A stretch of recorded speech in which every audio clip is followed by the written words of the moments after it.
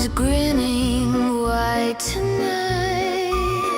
Shadows dance in the pale streetlight. Whispers crawl where the wind takes flight.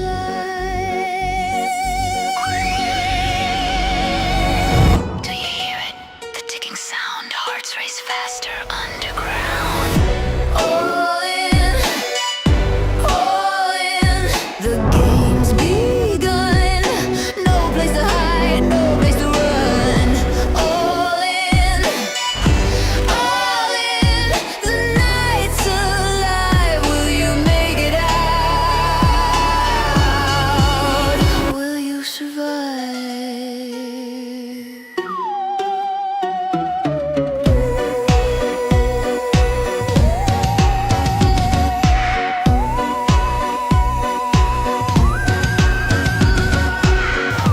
Masks and faces twist and turn.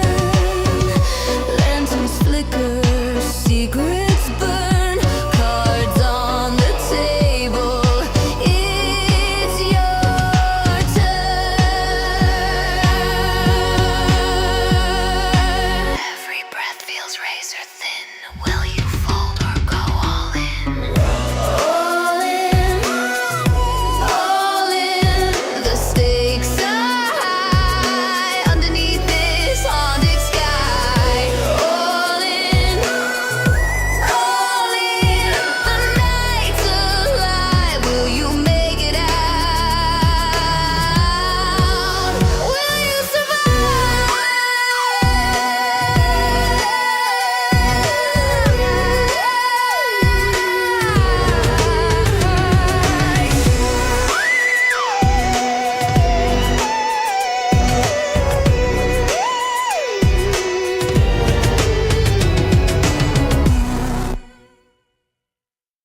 It's Friday night and we're all in.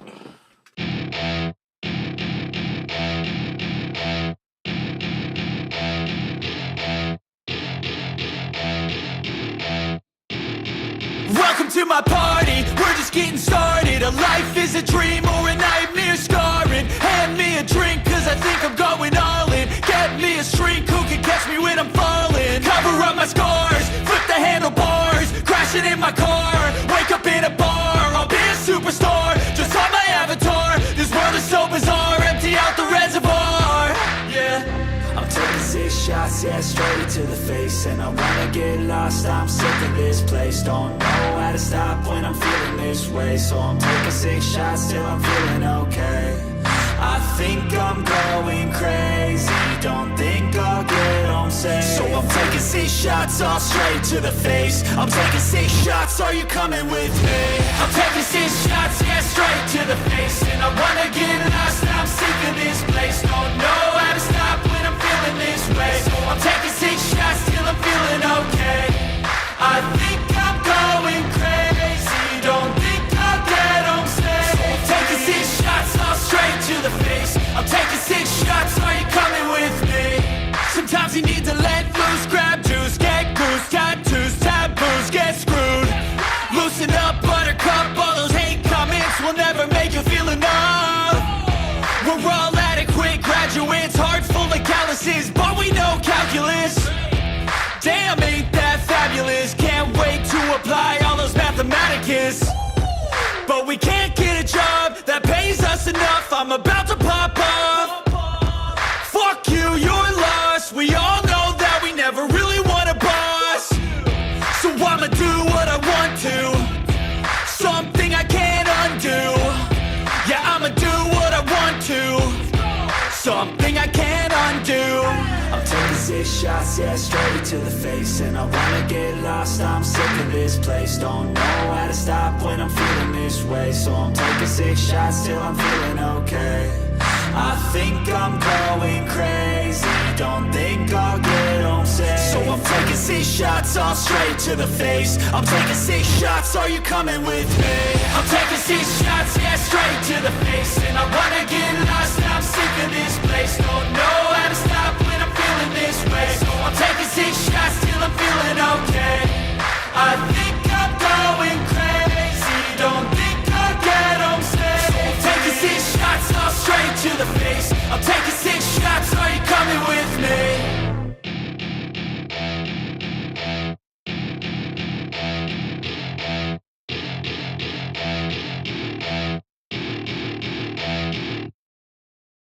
Trump's restarting nuclear weapons tests. Our robots killed a cat.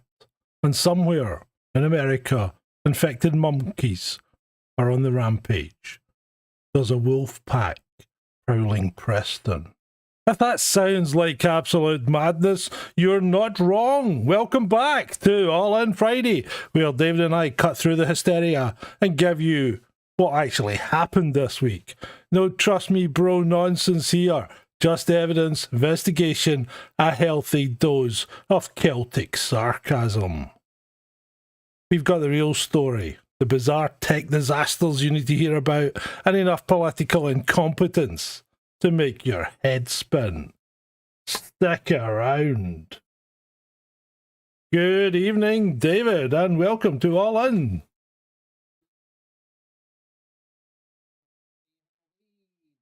Cheers. How are we?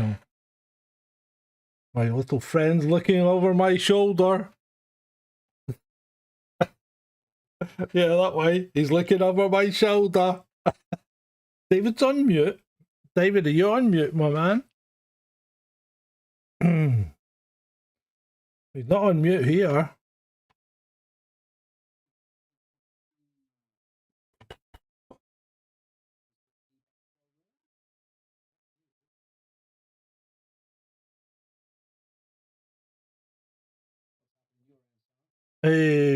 Well, nothing. Can you guys hear him? No, they said mute. Paul says mute. I can hear you. Let me try. Hold on. Let me try something. Can you hear him now? Testing, testing. 1, 2, 1, 2. It's never the same if we don't have some kind of what would you call it? Technical hitch. Oh yes, right. Okay, he's back on. He's back on. Cool. Right. Where are we? Right. Let's get into it, as they say. So Trump wants to restart nuclear tests. What do you make of that, David? Nuclear testing. Nevada says no way. No way. Now you're on mute. I can't hear you. What have you done?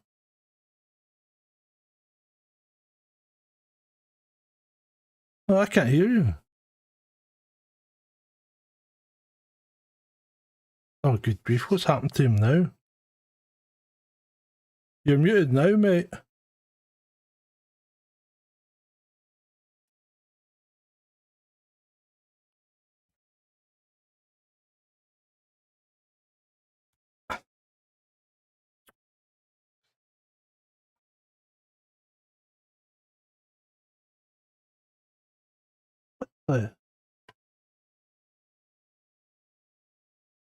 So are you getting sound from me, guys? When you're saying no sound. Can you hear me? Oh, this is ridiculous. I don't know what I means. Or does it mean yes? Is that a quick way of saying yes? Right. Yes, we can hear me. Right. So, David, you have completely gone on mute. I don't understand. How can that happen? Have you hit something at your end? No?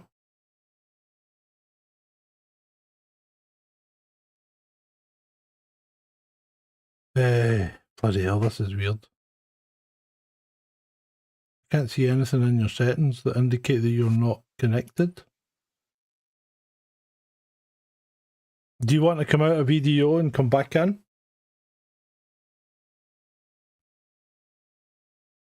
Yeah, I can't hear a thing you're saying.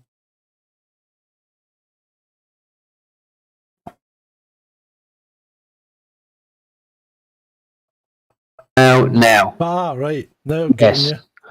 Okay, good. Folks, can you hear me? You're really loud. What happened? Oh, bloody hell. You can't have a boat ways. Yeah.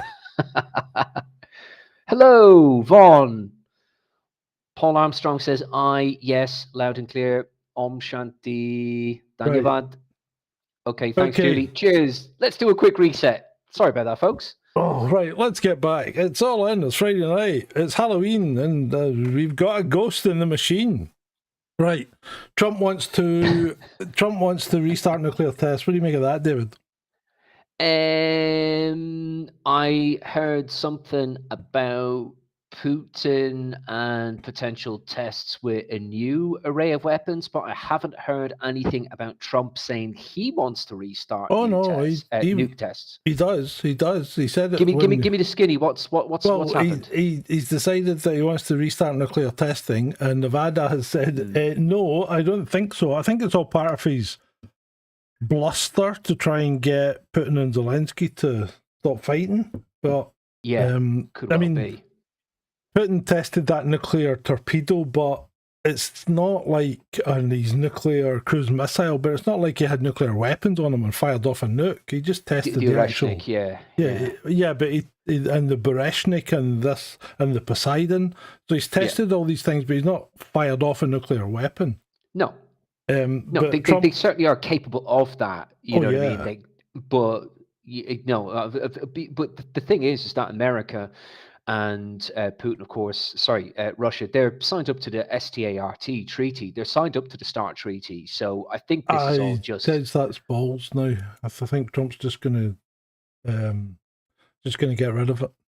Oh, Paul made a great comment there. What does it do for net zero? Well, exactly. I think this is just a load of claptrap. It's just a load of like bluster. And I think you're right, John. This could be to kind of to pressure regarding Ukraine just to get that all finished up. Because excuse me, bless you. Because the peace talks look like they've fallen through, that they've been scuppered yet again. And Putin and the Russians, they're not gonna stop. They're gonna keep on grinding until Zelensky says uncle. Yeah, I know. I mean, I've been watching Twitter, and oh my God, Musk has really screwed it up one way or the other. He keeps fucking about with the algorithm, and 1 minute you're full of lefties, and then you're full of fucking righties, which is seriously just as bad. They're just as bad as each other. Well, it's what kind of is more popular for the X general algorithm in terms of like rage bait and clickbait on a day-to-day basis. So it could swing left, it could swing right. It's never really going to be centrist. It's going to be one way or the other. But X, in my opinion, it's just the bloody Wild West. It's an absolute toxic shit pit when it needs to be. There's wonderful people, great content there. It's so interesting at times. And funny. It's getting inundated with bots and propaganda. AI slop. It's not just that; it's the way people. I mean, even the government are using it to get their points across now, and it's obvious if you know what you're. Well, you don't even need to know what you're looking for, seriously, because it's so fucking obvious, and we'll see plenty of examples of it. And we've got something that might answer your question, Paul, later on about what this means for Stay tuned. net zero. Yeah. Stay tuned, folks. Oh, thank you. Shalini Varma helps the ghost. How dare you? Third time lucky. Bloody hell. My memory's gone. Gurav Mila Mahagut, Shalini. You're not here tonight, but you made a lovely donation. Fair play to you. Thank you. Right. Trump's Asia tour sees deals knee bending in a revealing final meeting. So he didn't really do that much when he was touring Asia, but what he did do is he cut the tariffs on China by 10%. 10%. Well, they're down from 57% to 47%. That's not when did Shanti make? Oh, Shanti's done one as well. Hey. No. When did Shanti do one? What do you mean, where's your foghorn? Have you done one offline again? Shanti has tried over the past week to 2 weeks to get one through, so. There you go, Shanti. There you go. I got Shanti's donation about 2 weeks ago now. Oh, it came through, I think there could have been a processing issue, It did come through. Right, it's the ghost of Shanti, says Robin. Anyway. Nicely said, sir. So Trump's been just pressing the flesh and making himself felt in Asia, because let's be honest, they don't really like the old US and Asia much these days, especially the way the US is always stirring things up. Yeah, I think all this is just kind of like it's about pressers. I think according to what I've seen, John, it was only about 90 seconds with the Chinese premier, and it was Yeah. just like the famous kind of shaking hands and Trump not letting go and all of that, and a couple of whispers here or there, Chinese whispers, and kind of that was it. But a lot of this is just about American power play on the world stage with with China as well. Yeah. East Yeah. meets West, yada yada yada. And So of course, a lot of theatre. we're still dropping bombs apparently on drug smugglers that are coming out of Venezuela, because obviously Venezuela being the country with all the oil, the Yanks have got their eye on it, but so has someone else, haven't they? President Putin ratifies strategic partnership with Venezuela. Treaty of friendship and cooperation signed, paving the way for massive expansion in economic security, culture, and more. You were nearly going American there, John. Cooperation. Cooperation. Cooperation signed. Yeah. So that's a very strategic move by Vladdy. That is a strategic move. So I don't think there's going to be any American imperialism or kind of regime change coming anytime soon to Venezuela and Maduro if Putin has made that sort of move on the chessboard. So interesting move, Putin. Game on. yeah, I think it's a little bit of a it's kind of aggressive, but it's also kind of dampening it down, because unless Trump wants to go full blown, then if Russia's putting stuff into Venezuela, which I believe they already use Su-30s or something like that as their aircraft, so they'll probably get some new kit. So that should be quite interesting. Right, let's talk about the talk of the steamy this week has been our Chancellor of the Exchequer. Oh, yeah. Okay. Rachel from Complaints. Yeah, Rachel from Complaints. Who didn't know that she lied on her resume, folks, allegedly. What's she done now, John? What's going on? She, when she got the job as Chancellor of the Exchequer, which comes with a house, number 11, which is actually number 10, remember? Because when number 10 when Tony Blair was elected Prime Minister, number 10 wasn't big enough for him, so he moved into 11 and decanted the Chancellor into 10. And they changed the numbers around. Switcheroo. So I don't know if they ever changed them back. But, fun fact. Fun fact also, before my time, John, you might remember this when you were a young lad, a long, long, long, long time ago, where allegedly you could members of the public could walk up Downing Street. They could actually walk up to the front of the Prime Minister's and get your photo manor. Yeah, for a picture. Of course you could, yeah. Yeah, I've done it. I've walked down Downing Street. You did that? Yeah. Before they stopped the public. My granny lived in London, and we used to go down and visit her. But then there was a thing with Irish republicanism, and I think that put a stop to it, didn't it, basically? Yeah. I mean, I'm talking, when I was down there, it was like early 70s. Yeah. I was going to say the 50s, but that might have got me a slap. Fuck you. A Glasgow kiss. So anyway, Rachel, who got her new house, obviously being number 11, stroke 10 or whatever it is, decided she didn't need to leave the family home empty, so they thought they'll rent it out. And they rented it out through an estate agent and never ever got a proper license for renting it. And this is something that fucking Rachel has been pushing as the Chancellor of the Exchequer. So,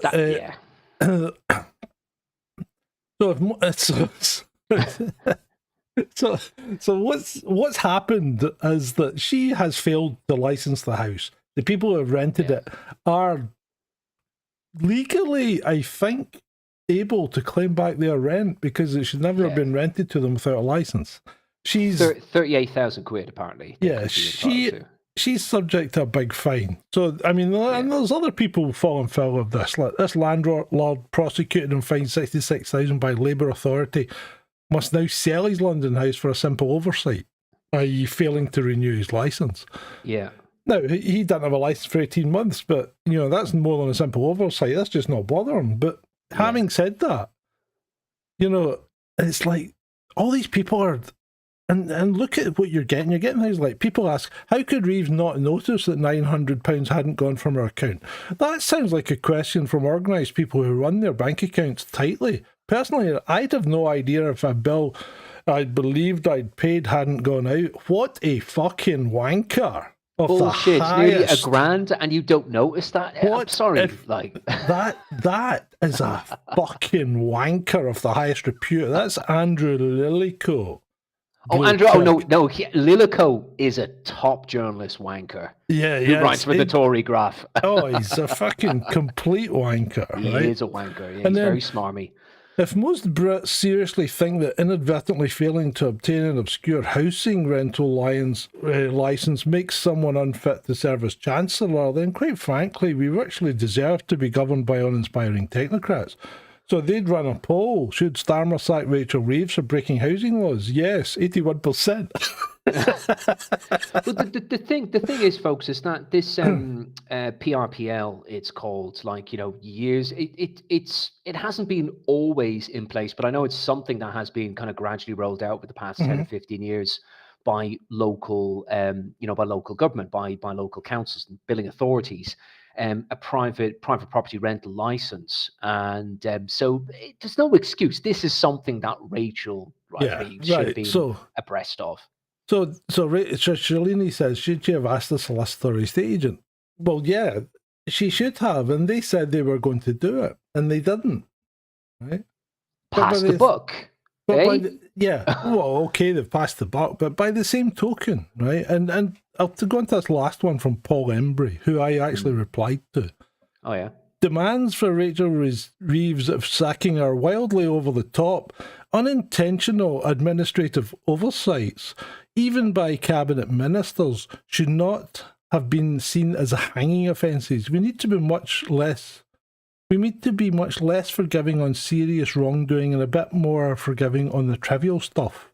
And my reply is, it's the fucking Chancellor of the Exchequer. How the fuck can she possibly run a country when she can't even manage her own fucking bank account? That's the bit that pisses me off. But you see, this is the usual kind of simping from people who like regularly appear and kind of have this contracted gig across, various forms of, the alternative mainstream, GB News and whatnot. That is the omerta. It's like criticize privately, like you're doing, John, but just simp when you're on X, Twitter, for example, on social media. Absolutely. Yeah. Fucking arseholes. Really are. And the X is full of these guys fucking supporting this. So that it's like they've obviously put the party whip out saying, tweet to say that Rachel did nothing wrong. She's just exactly. We'll give you guys a couple of quid. What's this fucking woman got on Starmer? This is the third or fourth time now. What's she got on him? She's fucking made of asbestos. He is fireproof. Is this the next slide that you're going on? No, but what's Rachel Reeves got on Starmer that she never gets fucking touched? Look at her fucking greeting in fucking Parliament. That should have been a fucking sacking offence. You don't go into Parliament in front of the world and sit and cry. What a fucking simp. I just can't stand her. She does not deserve to be in the position. She needs to go. There's certainly an argument for, potentially Keir Starmer's, elements of his private life, or so to speak, being kind of compromised, being subject to blackmail. But Rachel from complaints having something on him, it's a little bit of a stretch. I think it's more kind of like, we need to perceive that we're kind of keeping things together in government. So I'm just going to leave her in place. Yeah. So that's that. This guy, John O'Connell, who's another fucking wanker of great repute, says he goes, Rayner, Phillips, Reeves, this is not a coincidence. I'm seeing a pattern here. The Tory media always go after the women. And I'm like, it's the same fucking media. They were called the lefty media when the Tories were in power, but it's still the same media. It's still the same people. Yeah. They're just going after. They're actually doing their fucking job. They're holding government to account. And I actually said this when the Tory party were in power and they were ripping into the Tory party, because that's what the media's meant to do. They're meant to hold government to account. They're meant to rip into the fucking party. It's called the fourth estate. Yes. Give them a bit of credit when they're actually doing their job and they're not being wankers. Like, Exactly. You know what I mean? And I've actually started to do it a bit better, because during COVID, they didn't do their fucking job. They did nothing. Oh, jeez, I'm riled up now. John's on fire tonight. Keep it going, Sarge. Right, could the internet go offline inside the fragile system holding the modern world together? So the big thing, the big conspiracy theory now is that the internet's going to be brought down because they want to bring the internet down to make us have to have digital ID to get back on the internet, right? So that's the conspiracy. And are they going to bring the internet down? And I'm thinking, no, well, they're not going to bring the internet down, because the last thing the fucking government want is a bunch of people with nothing to do sitting in pubs plotting how to get rid of them. Yeah. Surely that's the last thing any government wants, to take away the means of entertainment, because everything comes through the internet now. I mean, how many people are actually got a TV aerial that collects broadcast TV? You know, most people are even watching their TV through the internet. So if you bring the internet down, all their entertainment's gone. What do you think they're going to start doing? They're going to start fucking thinking. And then when they start thinking, that's fucking dangerous. Yeah, dare I say, a little bit more critical thinking, a bit more rationale, a bit more deductive reasoning. We could do with a bit more of that nowadays. We have discussed this before, John, behind the scenes, folks, you know. Well, we have. And the thing that gets me is, the internet was designed to be... It was designed to be a fucking... what do you call it? Failure proof, really, because if a node went down, you were supposed to route round it.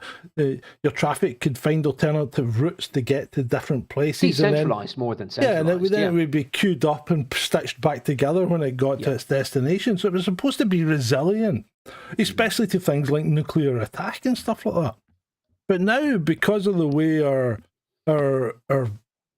corporations have melded and molded into each other and been taken over by foreign companies and things like that, the internet is actually becoming a big bunch of single points of failure. And I think one of the biggest examples was when Amazon had their outage in the States. Yeah, and it affected a lot of people everywhere across the world. Shows the dangers of centralization. And going back to what your initial point was regarding decentralization. That's what initially it started out as, something that could withstand such a kind of like a global incident, that we could actually get back online like relatively quickly. But if we continue to centralize, this is becoming kind of like increasingly dangerous in such a digital age that we're kind of growing in, Yeah, possible. And anyway, nothing to do with digital ID or the internet going down. Let's just look at key October 2025 data breaches, because I think we're going to do this every month now. Qantas Airways, 5.7 million customer records leaked. Vietnam Airlines, 23 million records posted online. Western Sydney University involved in significant breach incidents, details still being confirmed. Oracle zero-day exploit campaign reported, under investigation. And Oracle's got their finger in a lot of pies. Simon Med Imaging, healthcare provider, breach impacting patient data. Discord, breach of customer service provider, potential exposure of millions. Local US governments, Kaufman County, Texas, Laverne, Tennessee, and DeKalb County, Indiana. Cyber attacks disrupted public services with ongoing investigations into data exposure. And finally, well, not last but not least, because there are more than this, these are just the major breaches. Huawei, intellectual property and technical manuals stolen by threat actors, data being sold online. And they'll blame Russia, but it probably wasn't Russia, because why would Russia attack China at this point in time? Yeah, this is something that I've said over kind of the past year or so. Kind of coined like my own phrase, like the greater the digitization, the greater the fraud. And if we take more of a micro look instead of a macro look at Britain, for example, it's trying to create a new state, according to Darren Jones recently, when he's talking about DPI, about a digital public infrastructure, DPI, Delta Papa India, for short. And what Britain is trying to do with this is kind of akin to a cripple trying to run a marathon, basically. So the marathon represents the leveling up of this particular DPI infrastructure in British society, and the cripple is symbolic and represents the deteriorating state of cybersecurity incidents and data breaches within Britain. And it's gotten so much more serious over the past 10 or 20 years, and the government really have not done enough work to mitigate against this stuff. It is continuously getting worse. All people have to do is you just have to go onto gov.uk and look at a thing called the Cybersecurity Data Breaches Report for last year, and the one that's going to come up within the next couple of months. And things are not actually getting better; they are getting worse. So when you have this centralized national digital ID scheme that Starmer and Darren Jones and the rest of Labour are, egged on by Tony Blair, and they're saying, "Oh, this is wonderful. This is going to kind of, help, create a more secure private state." This is pretty dangerous what they're doing in the current kind of environment, folks. It's not good at all. No, it's not. And you can, if you're at all worried about whether your data has been released into the wide world of the nefarious dark web data markets, you can go to Have I Been Pwned, just do a search for that, and then check and see if your data's been left out there. You can put in your name, email address, telephone number as well, passwords, telephone number. You can even put your password in there and see if your password's been released. Because if it's been use released, a password manager, folks. Use Bitwarden. Or even better these days is what's it called? Oh, not passwords. Passwords, and then there's what's the thing called now that they use? Passkeys. Passkeys, yeah. Passkeys. They seem to be pretty good. Right. Anyway, so there you go. That's the state of the data.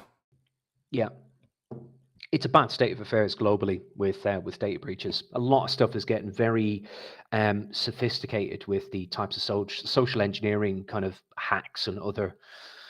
Tell me about this one, David. You sent me this to me earlier in the week, didn't you? MSN's yes. IT service desk contract with Indian provider. Ta-ta! but apparently M&S have denied that there's any connectivity regarding the M&S cybersecurity incident. Allegedly, that's why they haven't gotten rid of Tata. Yeah. But I thought they have. It says ends IT service desk contract with Indian provider. Yeah, but they're trying to separate themselves from the previous serious data breach and say, oh no, that's not why we're getting rid of Tata. Totally. Yeah, right. Totally unconnected, says Shalini. Yeah, that's that. Totally unconnected. So, Leilani Dowding here, who Page 3 girl turned political commentator, I guess. Remember when Starmer told us that digital ID was a great idea because India had done it? Massive ad heart, and we talked about this before. Indian data breach. Hackers sold personal info of 815 million citizens on the dark web, including names, IDs, and addresses for 80k a time. Why the fuck would you buy? You need to buy a lot of data for 80k, surely. Yeah, so this is the Aadhaar and the UDI scheme. This is a couple of years old. It's relatively old news, but what kind of Leilani Dowding is saying here, it's recycled, kind of has been discussed and debated before, but it still is a very good point to bring up. And of course, government authorities in India, they will kind of outright deny this and say, oh no, it's not really true. Things didn't happen like that. They'll try to absolve themselves from these sorts of, very serious and consequential cybersecurity incidents and data breaches. But it looks like, highly likely that it did go down like that. But what this highlights, this summarizes, folks, is that these particular systems are not impenetrable. They're not entirely safe or secure. And this sort of stuff happens on a very regular basis.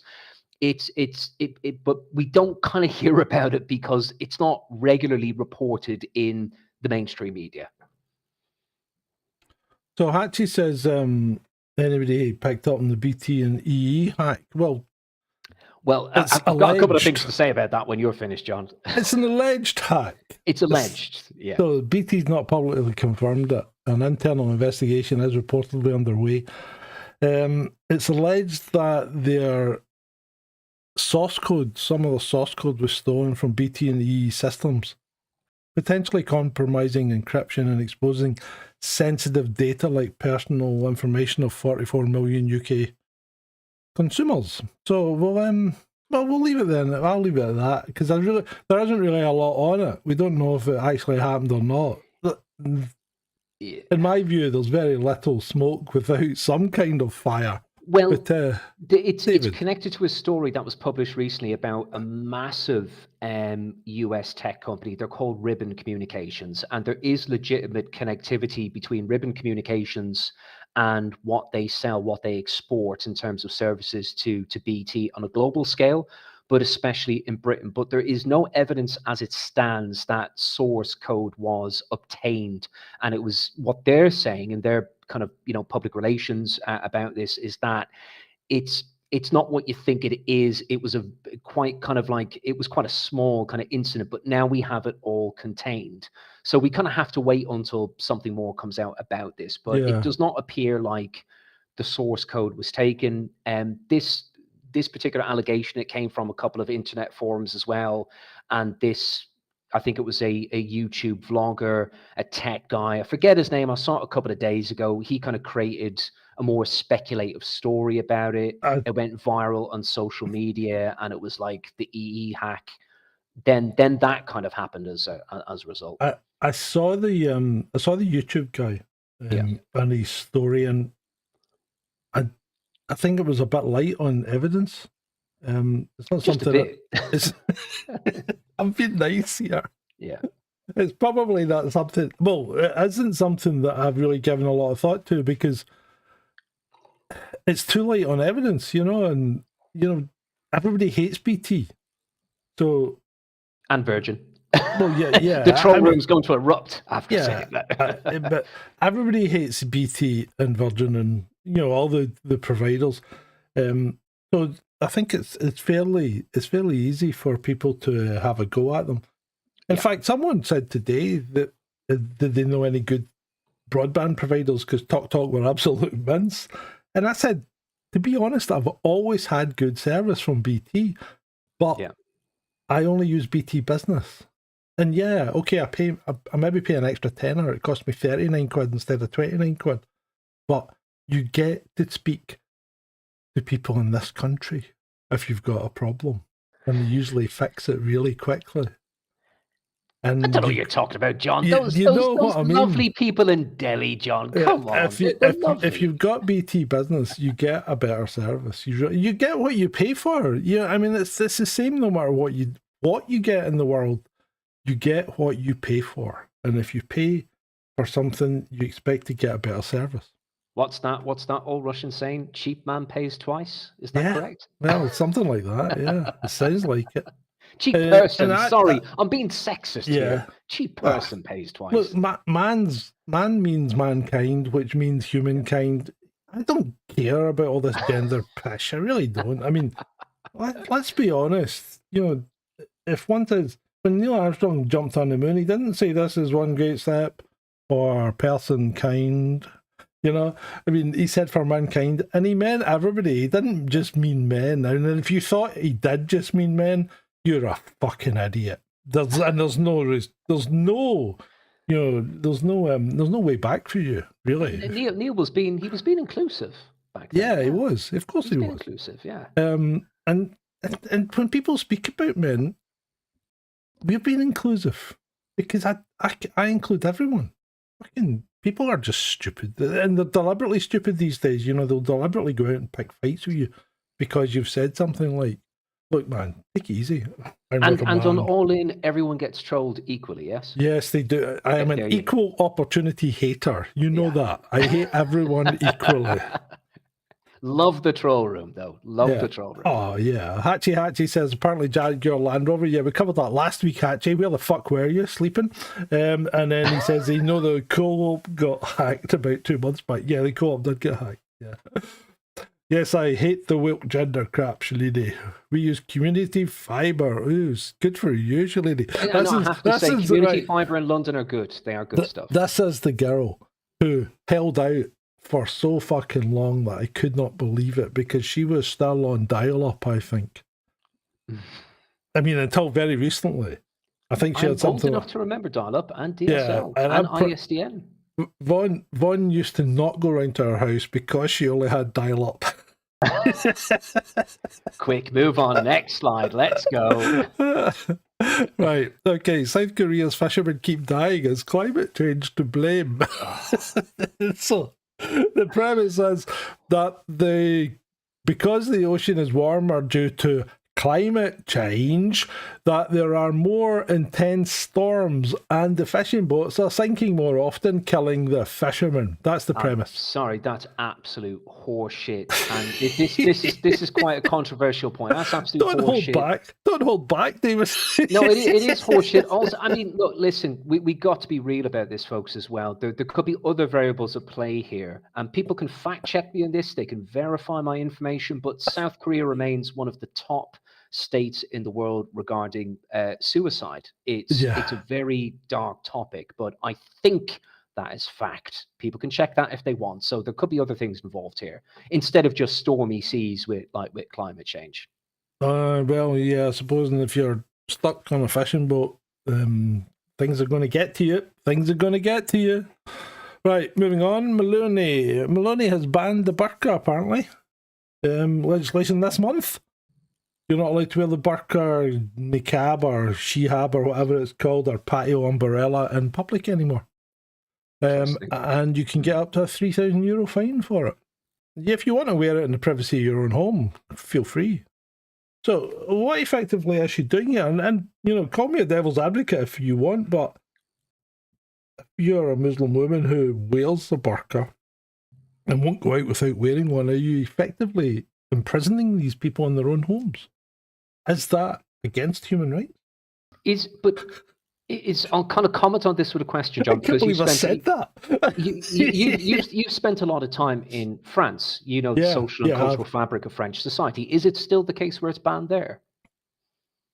Yeah, I never saw one in France. I've seen plenty of mainly Algerians, a lot of Algerians. And see, this is what happens. France's empire was Africa, so it's full of black people. You know, the big cities are full of black people. Mm-hmm. Because it's legacy of empire, and that's why we've got fucking so many Chinese, you know, and Indians, because legacy of empire. And you know, but yeah, I never saw burqa in France. It's banned in Denmark as well.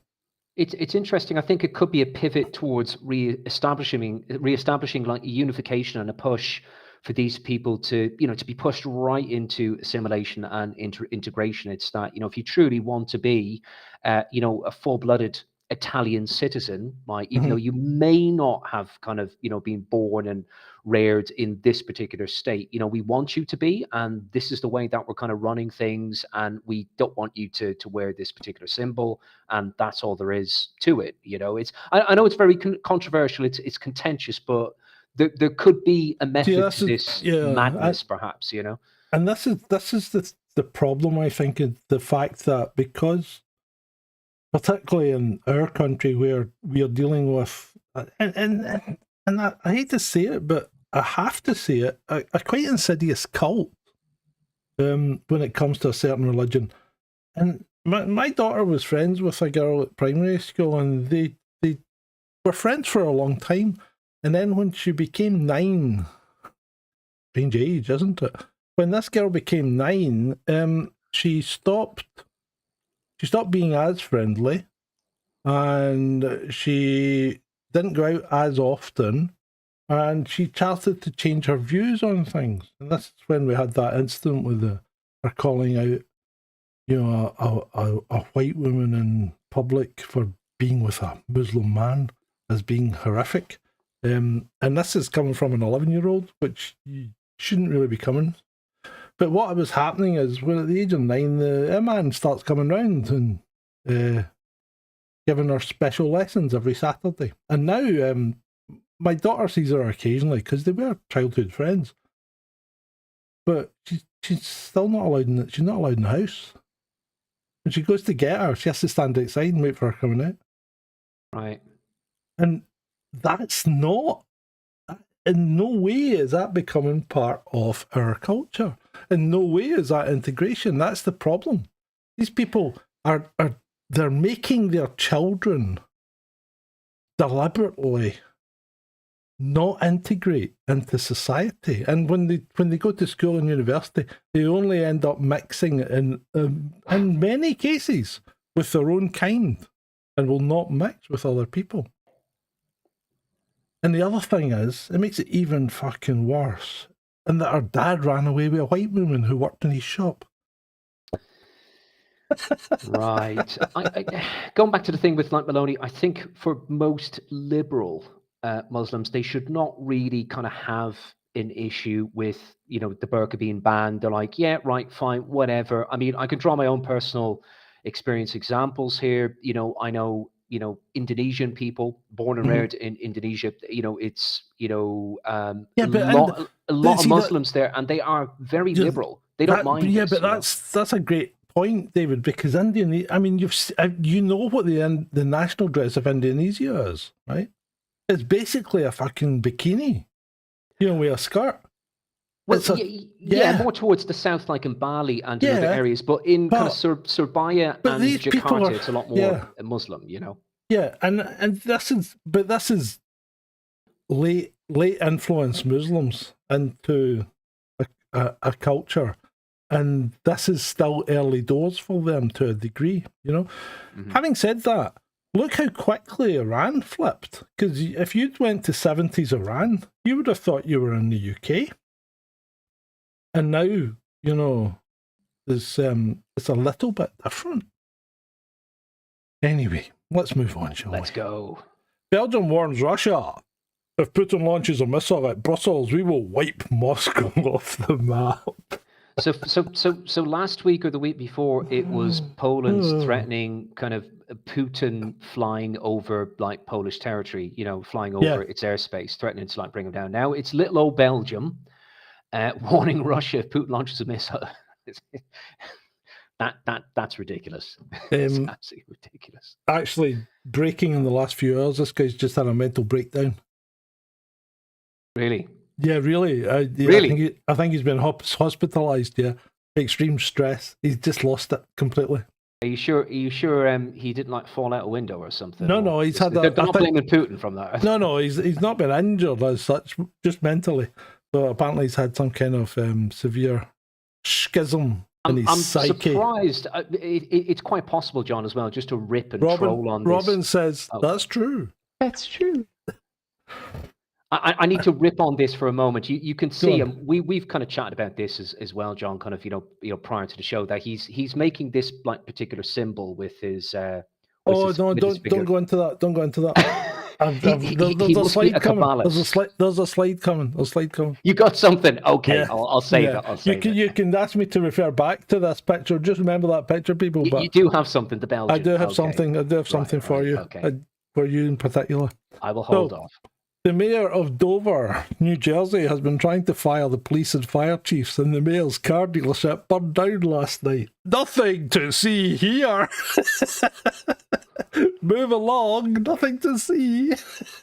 Wow. That's uncracker, isn't it? Karma much? A little bit of synchronicity there? I don't know. Yeah, it's a bit dodgy, I think. That's a little bit dodgy. Right. Of course they can. Dependents of Gazan students can join them in the UK, government says. Of course they fucking can. You know, why wouldn't you want to take the scum of the Middle East that all the fucking rest of the Muslim community have rejected and won't take on board for any reason? Why wouldn't we want them? Why wouldn't we? I know if dear old Ed, hello Ed, if Ed was here, he probably would try and rip you a new one for saying that, John. Yeah, he probably would. Yeah. He would push back at you. Yeah, but he would push back, but you know what I say is patently true.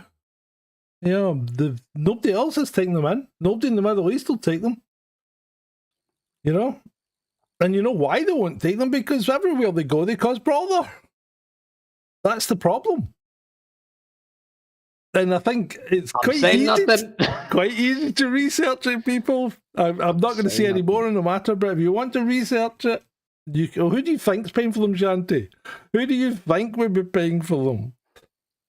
Right, SAS mounts its biggest counter-terror operation in decades to protect Remembrance Day amid fears of disruption by radical Islamists and the radical left. What the fuck is going on here? The narrative seems to have switched. Wow, so it's not the far right anymore. It's done a 360 flip. They're actually picking the people that comprise of something like 75% of all terrorist attacks in the world. And again, I'm not telling you something that's not true. You can go and look it up, 75% of terrorism is conducted by the radical Islamic groups. So it appears that we may fear disruption by these people. That's bad, because this will come from 5. This has nothing to do with the SAS. They don't drive it. It'll be 5 that's driving it. Yeah, it'd be the domestic security services. I mean, I thought this would be something as standard anyway. There would be, heavy, heightened security around Remembrance Day in central London, like regardless. Yeah, that's a fair point. I mean, let's remember back to 2012 Olympics when they put anti-aircraft missiles on office buildings. But this is in the paper, saying it front and centre. Now, okay, it was maybe not the greatest It is the Daily paper. Mail as well, John. Yes, I know it's the Daily Mail, but it's still a mainstream media outlet. Yeah.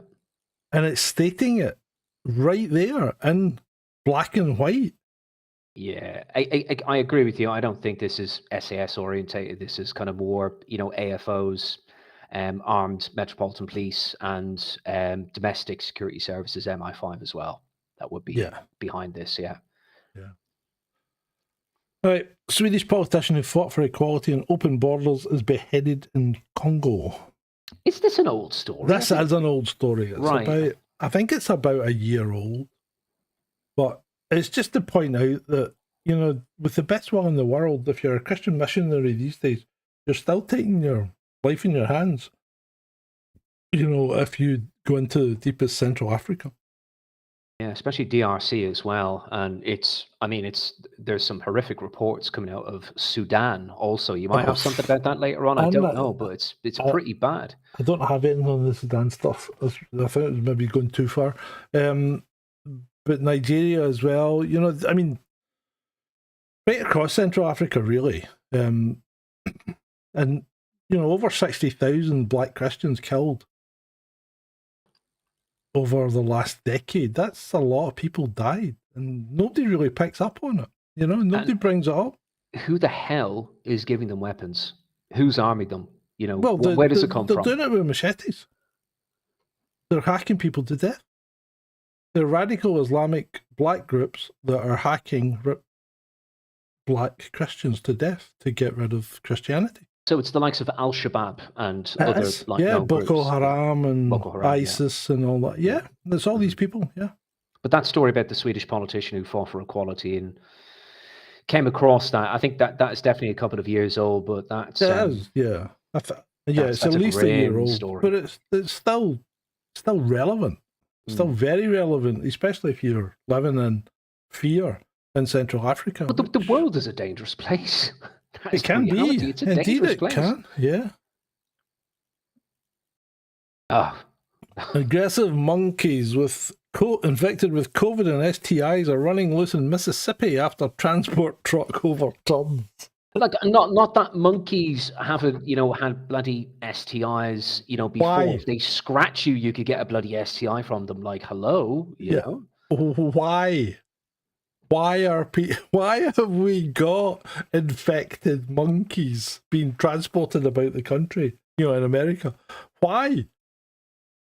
This is people perhaps? This is fucking biolabs doing gain of function tests, probably. aggressive monkey infected with COVID. I'd say Who's it is a bit testing pissed them? off being kind of caged up. It's going to be aggressive. I'd be aggressive. Actually, when you see the video, the monkeys don't look aggressive. That one in the foreground, the grey one, is just sitting there picking its nose.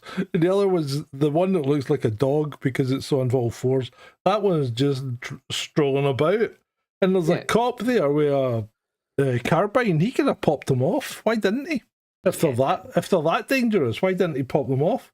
There could be something more. There could be something kind of darker to this particular story. There was something else that came out regarding bats and a new COVID strain that was kind of festering with them as well. So, yeah, okay, yeah. Right, moving on. Hot pepper here. These are the kind of we got a couple of funnies coming up.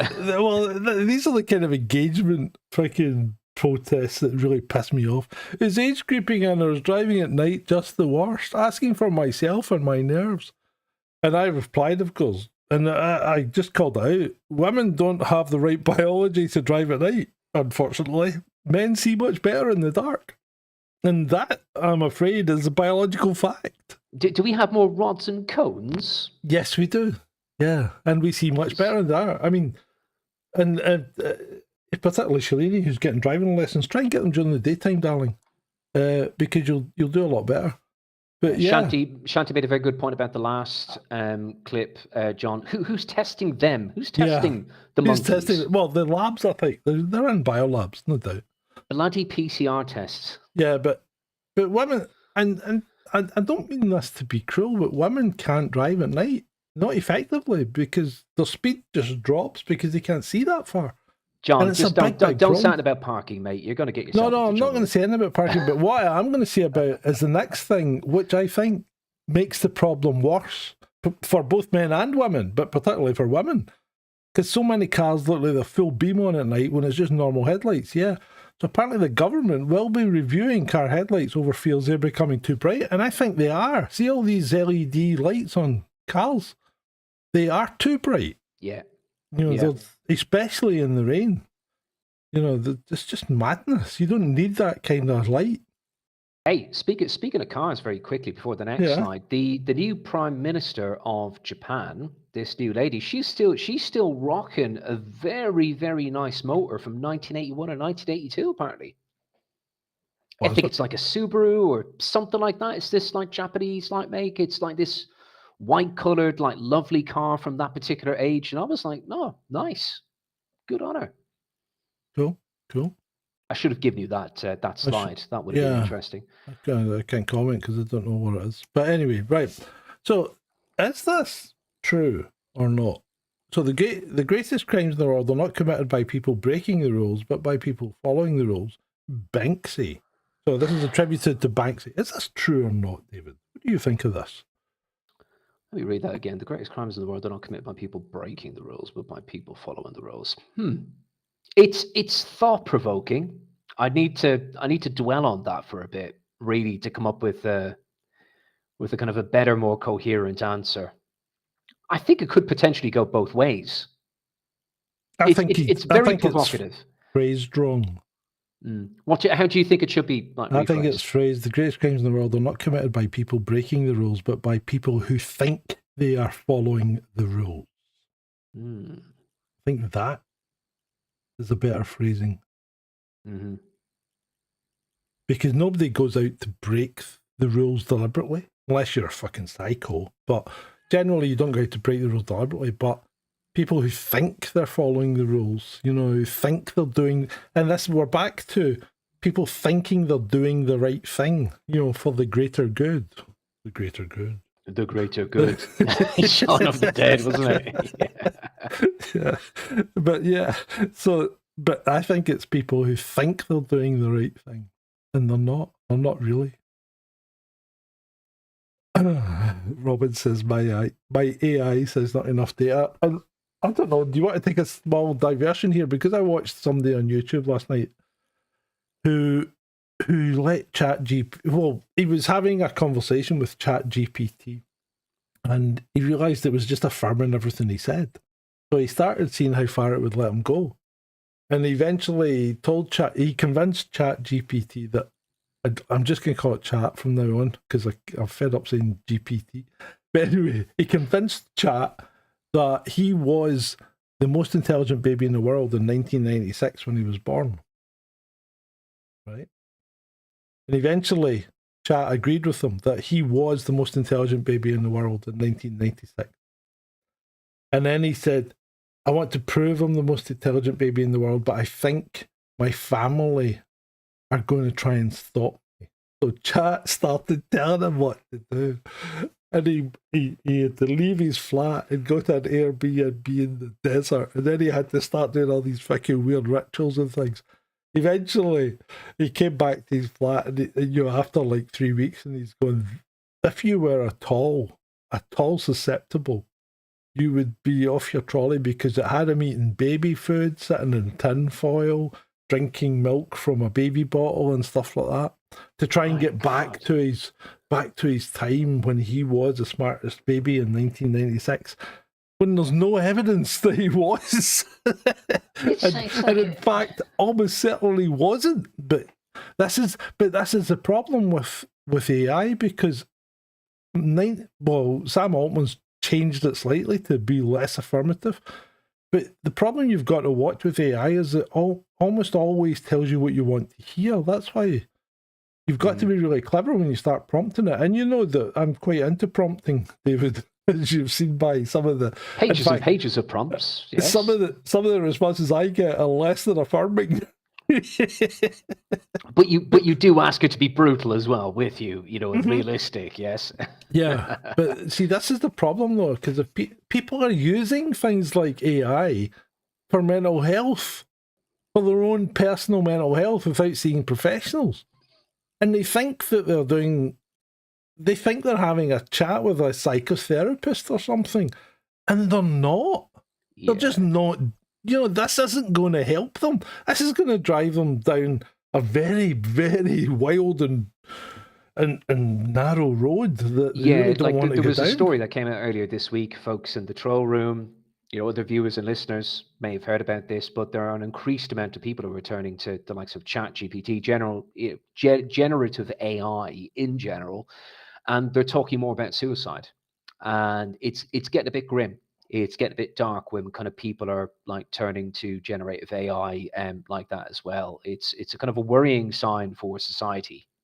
Yeah. And the thing is that when people are prompting the likes of generative AI, especially with personal identifiable information, even if you're not logged in to said generative AI, that is not a good thing that you're surrendering to Sam Altman and Zuckerberg and others as well.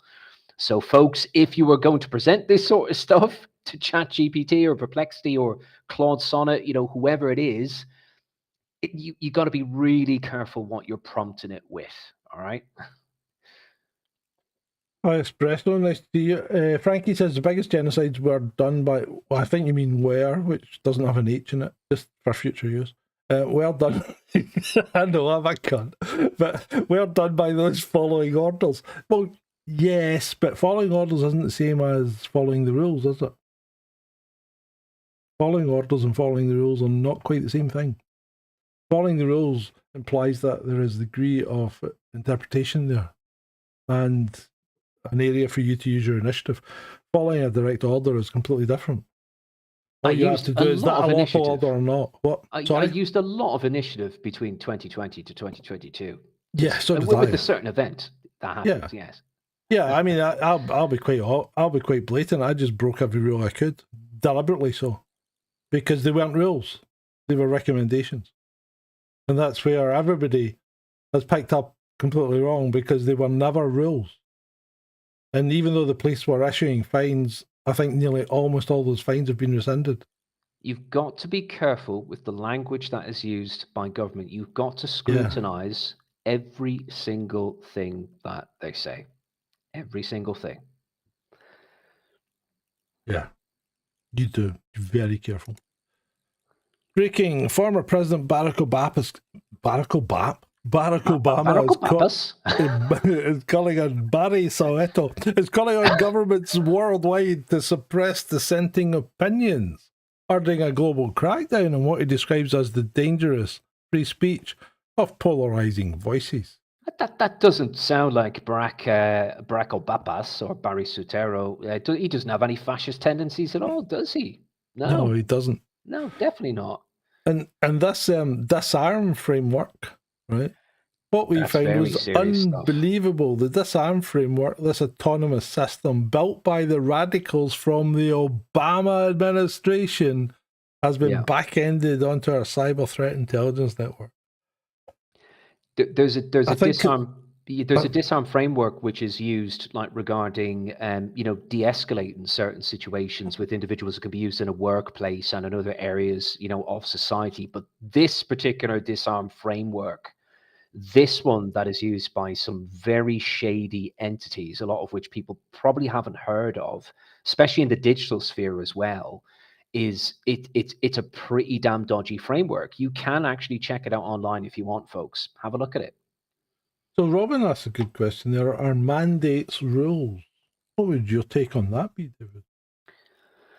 Are mandates rules that would apply if something is mandatory? Check it against other legislation. Make up your own mind, perhaps. Yeah, I think the thing you have to look at when something's mandated is there legislation to back that up? Because people can say things are mandated, like, I'm trying to think. It's like when people put up signs in car parks in Scotland that say, don't park here or you'll get clamped. So you've been told that there's a mandate that you'll get clamped if you're parking there, but you're never going to get clamped, because if you get clamped in Scotland, it's theft and extortion, and the people doing the clamping get done for it. Well, a mandate is a noun, it's a thing, and it can mean more than one thing as a noun. It could also mean an objective of an entity, like such as government as well. Our objective is to introduce a digital ID by the end of Parliament, for example. Dreadeye says it's advice. I think it's slightly more than advice. It may also be something that comes with a condition. It's mandatory for you to do this in order to get that. That doesn't necessarily mean you have to do that, though, because there's nothing to say you need to get this. Well, mandatory is not the same as something that is statutory as well. Yes, exactly. And backed up by legislation. So again, government speak, kind of duplicity. We've got to be kind of very careful of these words, these specific, adjectives. Mandatory, statutory. And you have to remember that even laws that are passed and marked as laws that have never been tested by a court are only a guideline. Until you've actually been to court and the law has been tested and found to be, accurate or not, it's only really a guideline until it's been tested. And always check for the scheduled exemptions under legislation as well. Keep on reading it, folks, because there are exemptions that exist. Definitely, and it's and this is particularly important for things like when you say something online and people say you are maybe inciting people to do something, and if you can quite clearly point out that at no point in anything you've said have you incited anyone. It's like there was some Muslim guy who had said something the other day, and somebody said, well, how come he's not in the jail? And I goes, well, if you look at what he said, he hasn't actually incited anyone to do anything, and this is where you've got to be smart, because there's no point in calling people out for not getting the jail when you think they've done something the same as Lucy, when they have done something the same as Lucy, but they've pled not guilty. It's like that guy Ricky Wallace. Well, there's Wayne O'Rourke who's still serving. Yeah, time. and Wayne, they pled guilty. Mm-hmm. So their law, they were never tested against the law. They just gone never went to trial. Exactly, they've just gone straight to jail. Yeah, and that's the thing. Police will tell you all sorts of things, and the legal profession will tell you all sorts of things to get a confession. But what you have to do is 99% of the time, keep your fucking mouth shut. Don't say anything. Don't be riled. Don't get into it. Never say anything without a solicitor present. Never. Even if they say, look, you'll be out here in 2 minutes if you just tell us this, say, no, I want to speak to a solicitor, and I'm not saying anything else until I have a solicitor. I want my phone call. Oh, no, You it's don't not get a American. phone It's not movies. You don't get a fucking phone call. I'm joking. I was baiting you, mate. Oh, yeah, you were, and you got me. Because that's the one thing that used to piss me off. Because you'd left somebody and go, I want my phone call. I said, you don't get a phone call. What do you mean? I'm entitled to a phone call. I says, we will call someone that you indicate and tell them where you are, but you don't get to speak to them. You don't get a phone call. Did that ever happen to you? Did that ever happen to you? Fucking all the time. American TV programs are the world's worst. They think you're entitled to. Everybody in Britain thinks they're entitled to a phone call when they get lifted. No, you're fucking not. I could imagine your face every time. Oh, it's a joy. You don't get a phone call, son. I'll phone your mum and tell her where you are, but you don't get a phone call. Oh, no, don't phone my mum. Could you phone my auntie instead? I goes, yeah, you tell me who you want me to phone. I just need to prove where you live. And he's going, okay. Let's move on. But you don't get a phone call. There you go, David. This one's yours, mate. It's said that you will know them by their signs, by their gestures, and by their symbols. These two here are always making these hand signs. How many people do you know who always make these specific hand signs? So if people don't know, the lady on the left, Shalini, or anyone else who's, from the Republic of Ireland, this particular lady on the left, she was recently elected the new president of Ireland, which is basically just a kind of a symbolic thing. It's ceremonial. The Taoiseach and the Taoiseach, the Prime Minister, Deputy Prime Minister, would hold kind of like the most authority as heads of the state. But this whole thing with the symbology, John, I've got no doubt that what exists out there. There are dark. I know this is going to set off the troll room. There is dark Masonic and other types of weird symbology, but this sort of stuff. We discussed this. In the build up to the show, John, this sort of stuff, it has been nicked from the Vedas. It's been nicked from Vedic culture. Okay, maybe Shanti, someone else might back me up on this. These individuals, they use life coaches, they use other specialist coaches, they use neurolinguistic programming practitioners, and they give them these sorts of particular hand positions.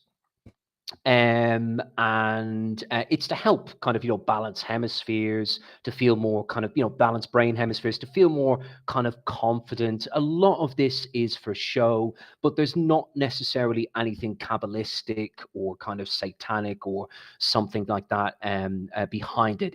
They're basically types of ancient hand mudras or hand positions that have existed for hundreds and hundreds and thousands of years, and they've been modernized, and politicians use them a lot. I mean, for example, I'll give you a great example of this. Donald Trump has always used this particular mudra. He always does that. He overcompensates using that all the time. That does not mean that he is saying like white power, white power, white power, or something like that. It's that someone told him to use that when he's trying to make a point, or if he wants to feel more powerful or confident or something like that. It doesn't mean that he is signaling to the global elite. Not necessarily. Yeah. I'm off my soapbox now. No, I think you're 100% right. I think people read way too much into this push because, as you've said, people are. Angela Merkel did this as well. She did this all the time. Look, when you're public speaking, a lot of these people aren't natural public speakers. They're not good public speakers. They're quite insecure individuals. They're not natural public speakers. They're not that confident. I mean look at bloody Keir Starmer. He's a wooden bastard. Awful. He's awful at public speaking. Yeah. And that's what he's doing. He's just basically anchoring himself, because if he didn't, his fucking hands would fly about and you'd think he was an Italian, And you've got to do these kind of things.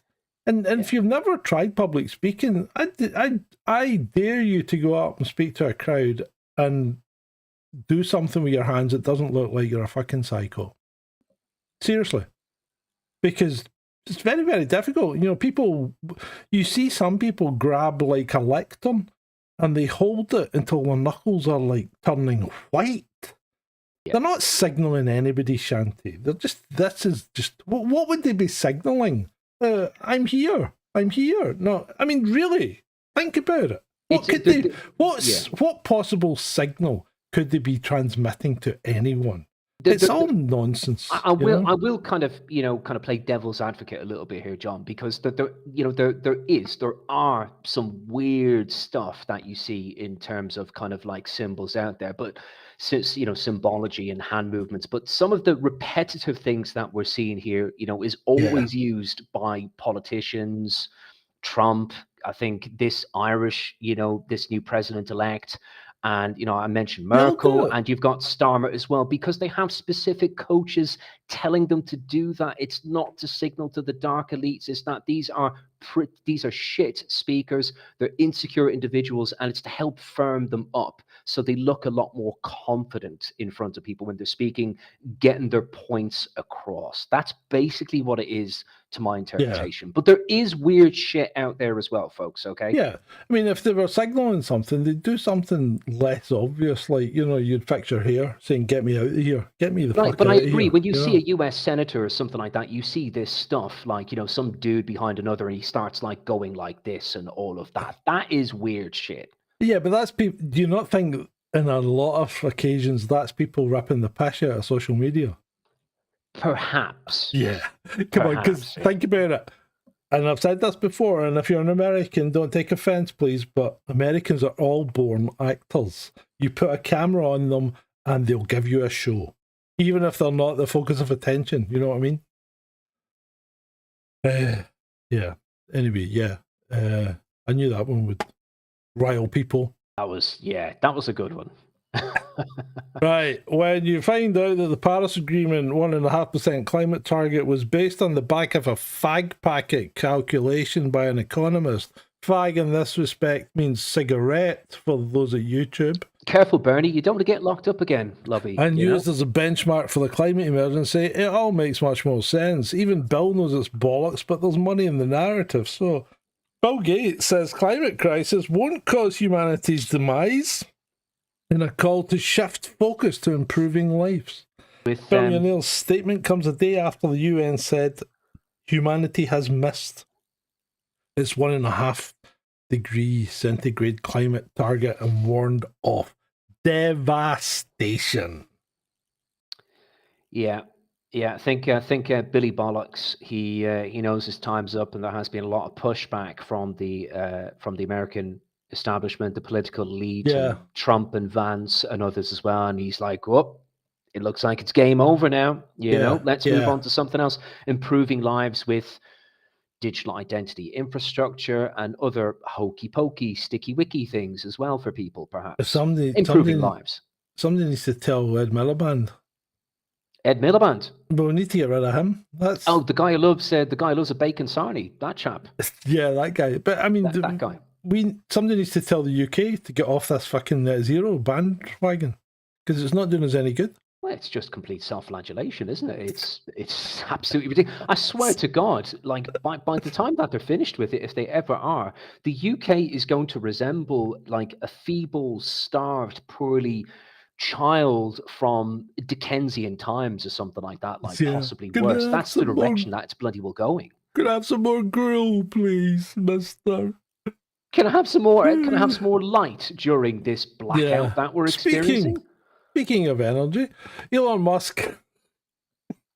I fucking can't get through this with a straight face. Elon Musk has come up with a pretty incredible idea during the Q3 earnings call. I think he may have been smoking during it, that no one else is really talking about. His words, actually, one of the things I thought, if we've got all these cars that maybe are bored, sitting around parked and everything where people are at work, well, if they're bored, we can actually use their power to power the data centers. Because we could use that would be like 100 gigawatts of power with all these cars. And I'm thinking, you're off your fucking nut, mate. Yeah, he is. I think he's been on the ket again. I think he's been on that ketamine again, mate. Because if you plug your car in, and let's take the premise that all these cars are able to be plugged in simultaneously. So everybody's at work or whatever, or sleeping, and the cars are all plugged in. Now, the car's going to have to be plugged in every time it's stopped for this to work. So the cars are all plugged in so as Elon could use their power as for his giga centers or whatever he calls them. How the fuck do you recharge them? It's not like, you generate power out of nothing. So you're using the cars as a battery for what? And how are you going to recharge them? Because when you get up in the morning, if you've used all his power overnight, you can't get to your work. So you've got to sit and wait for your car. The whole thing's a fucking nonsense. He really is smoking something. Did he use those words? It was funny because you were reading it, and I was thinking of the way Elon would actually say a sentence like that. Like the guy at times can barely string a fucking sentence together. His words. Actually, one of the things I thought, if we've got all these cars that maybe are bored. I can't believe he bloody well said that. He would say that all the time. I'm sorry, that's just a bit retarded. Yeah, because he thinks they're he's on. I mean, let's face it. He's on the fucking spectrum. Twice. He's on the spectrum, isn't he? And let's face it. He thinks these things are semi-sentient now, doesn't he? Yeah. He really does. If the cars are bored, we could just just take their energy, just like that. And I can say that shit because I'm the richest dude on the spectrum in the world. So this actually goes back to something I was saying earlier. Islamic fundamentalist Mohammed Hijab has been refused an appeal after losing his libel case against Douglas Murray. The bill is estimated, including legal fees, to be $850,000.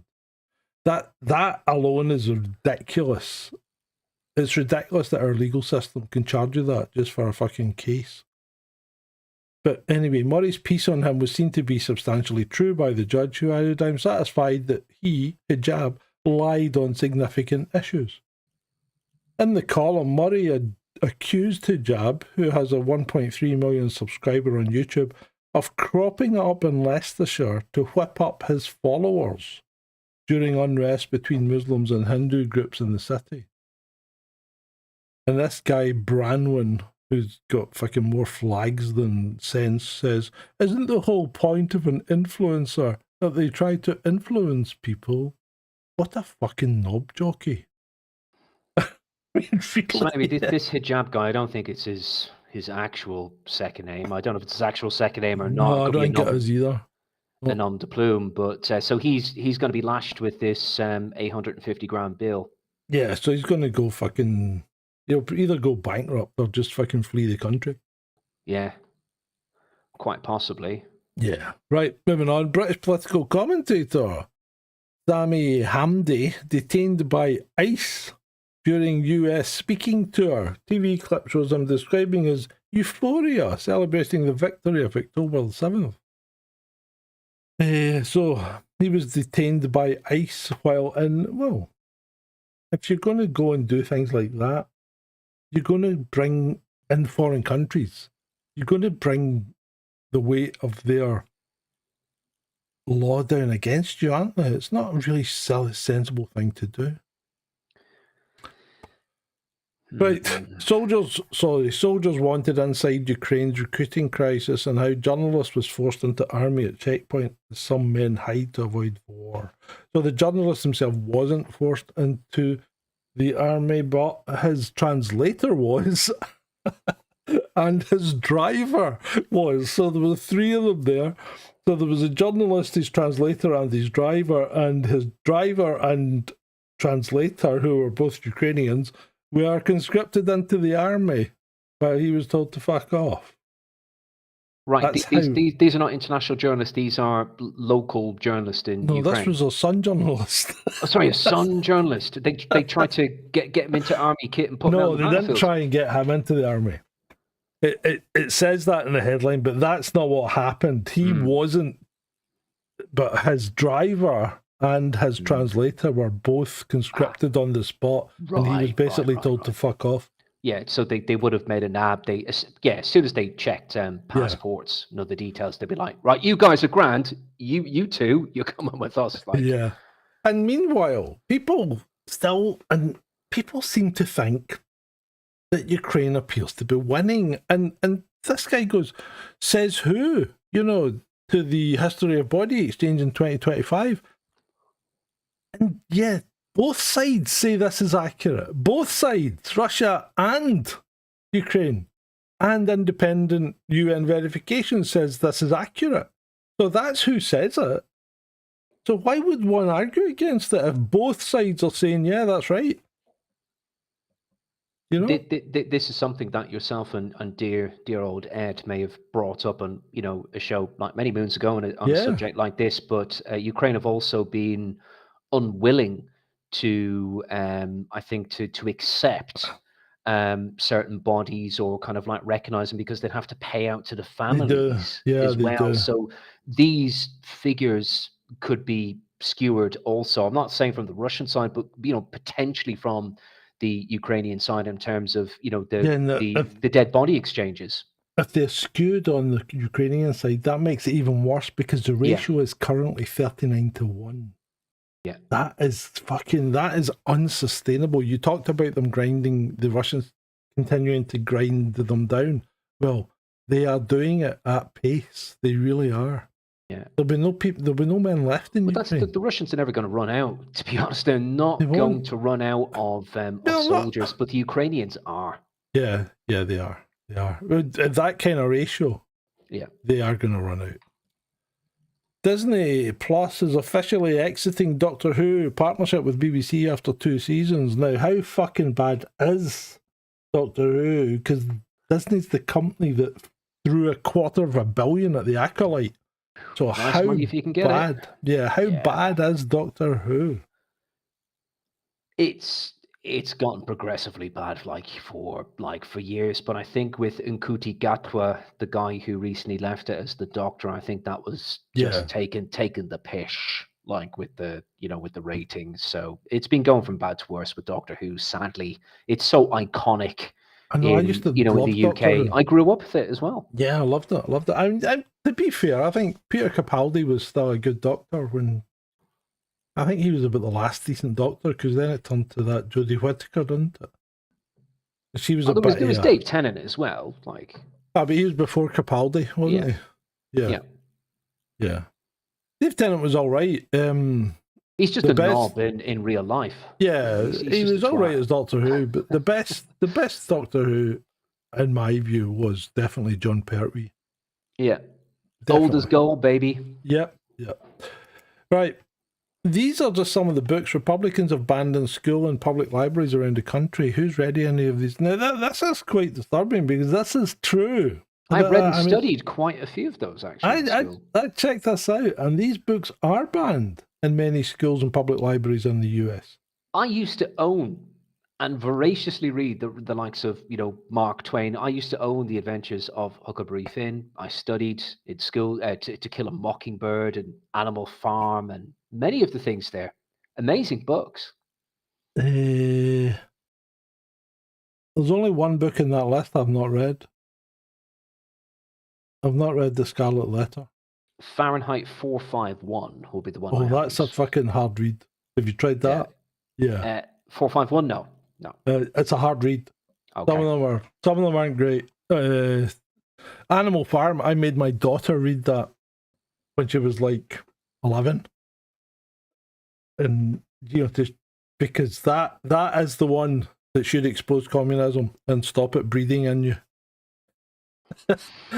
As a youngster. Baker for me says Shanty. Yeah, Tom Baker wasn't bad. I've got to give him that. He wasn't bad. In fact, some of them were all right. Even the guy that the guy that came out. Oh, what's his name? Shouldn't happen to a vet. Tristan, the guy that played Tristan in that. Anyway, right, moving on. Let's get moving because we're getting on in time. Katy Perry and Justin Trudeau make their first public outing as a couple. Yeah, you know what? They're lovely. Such a lovely couple. It's fine. I'm joking, mate. I'm joking. But I don't care. If they want to get together, what the fuck? They're both up their own arse. They've both got loads of money. Who cares? Who cares what they do? Emmanuel Macron, he must be heartbroken over Justin. I just can't quit you, Jussie. I just can't quit you. I'm sure they're both fucking AC/DC. But yeah, I mean, you know what? Let them fucking go on with it. I don't care. I really don't care. I mean, Justin Trudeau should be in prison, but apart from that, I mean, Justin Trudeau, he could do a lot worse. You know what I mean? I think Macron, he definitely got the short straw with ET. Do you know what I mean? fucking ET. You know, I'd say Katy Perry hand over fist, mate. You know what I mean? It's like there's two birds that I used to think were quite gorgeous, right? And one of them was Katy Perry. I used to think she was lovely, and then there was the other one. What's her name? Pussycat Dolls. Scherzinger. Yeah, Nicole Scherzinger. She's a fucking nutter, right? But the two things that put me off them are the men they fucking slept with. How could you? Lewis Hamilton, how could you? Well, you're broken-hearted, mate. You're broken-hearted. Just a bit. Lewis Hamilton. Yeah, he's turned into a right old knobber. Hasn't he? And fucking Katy Perry and Russell Brand. How could you? It's a bit like, do you remember Angelina Jolie? When she had her fling with Bob, what's his name? Billy Bob Thornton. Billy Bob Thornton, yeah. Yeah. Do you remember they used to wear a necklace with each other's blood in it around their neck? Oh yeah. That's sketchy stuff. Oh yeah. I mean, it's sketchy. Fucking, this is like Holly weird. Stuff, that's what they call Holly weird, mate. Holly weird, yeah. Yes.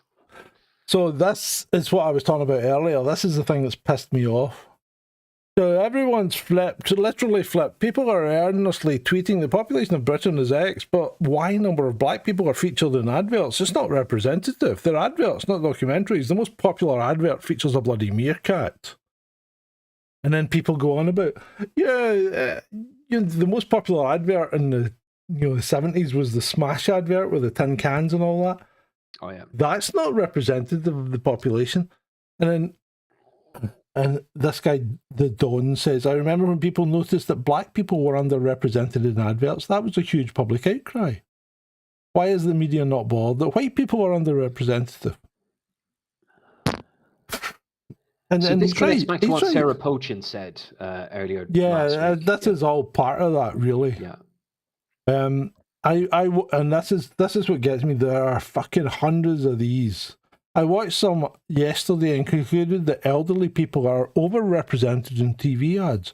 In the middle of the program I was viewing, there were ads for prepaid cremations, circulation aids, retirement homes, cruises for the over 60s and life insurance for over 55s. Disgraceful. These people are just fucking cunts. How do they come up with this? How do they actually come up with it? And then this fucking classic from NAFO fucking ministry wanker goes, on behalf of the British wanking community, if you had something to say about our representation in the... Oh, sorry, it was a meerkat community. And our representation in the telly, speak clearly. Kind regards, Alexander and Sergey.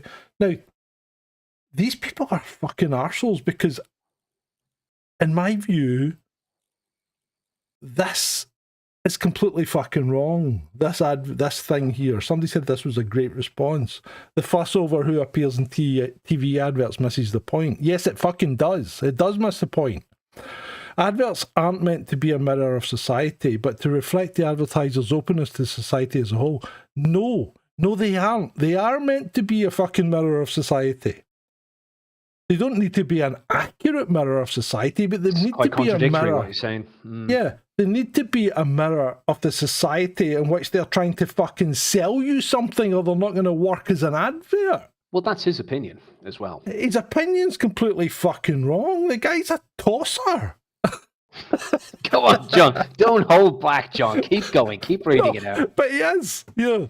Likewise, adverts showing men as nursery teachers, women as builders, Asian people down the pub, etc. It's like saying you're welcome here, join us. No, it's fucking not. It's like saying I don't have a fucking clue what I'm trying to sell here, and I haven't made up a coherent story. This is the problem.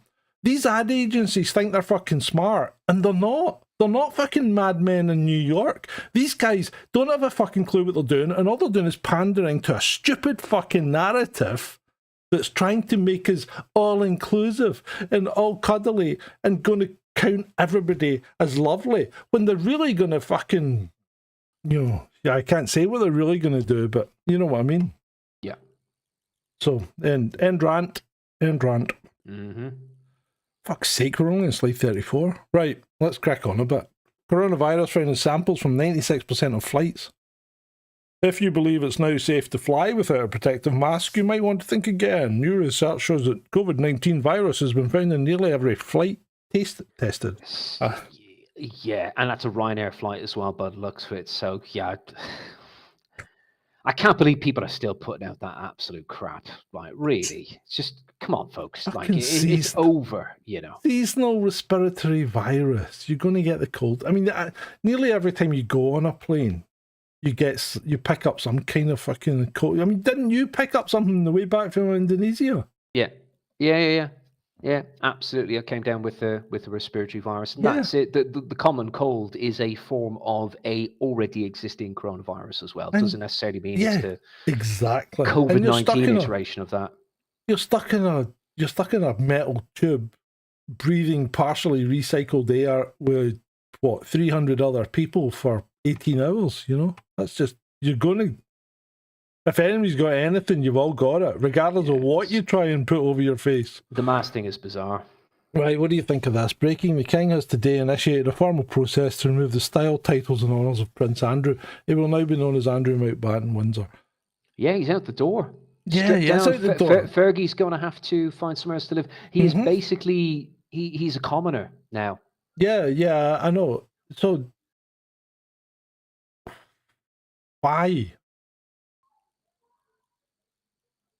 Why? So this guy Harvey Proctor says, in stripping Andrew of his titles, the establishment, including the monarchy and the parliament, have shredded the golden thread of our justice systems, innocent until proven guilty. While the settlement of circa 12 million to Virginia Giffey remains was it Virginia Giffey or was it Victoria? Virginia it remains an enigma, blah, blah, blah. What do you think? You think he's been picked on as a kind of...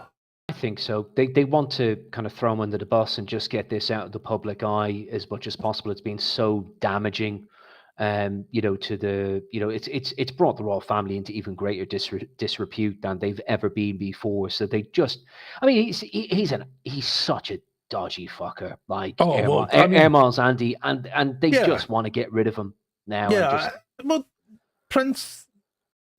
haven't Prince Regents traditionally been dodgy fuckers?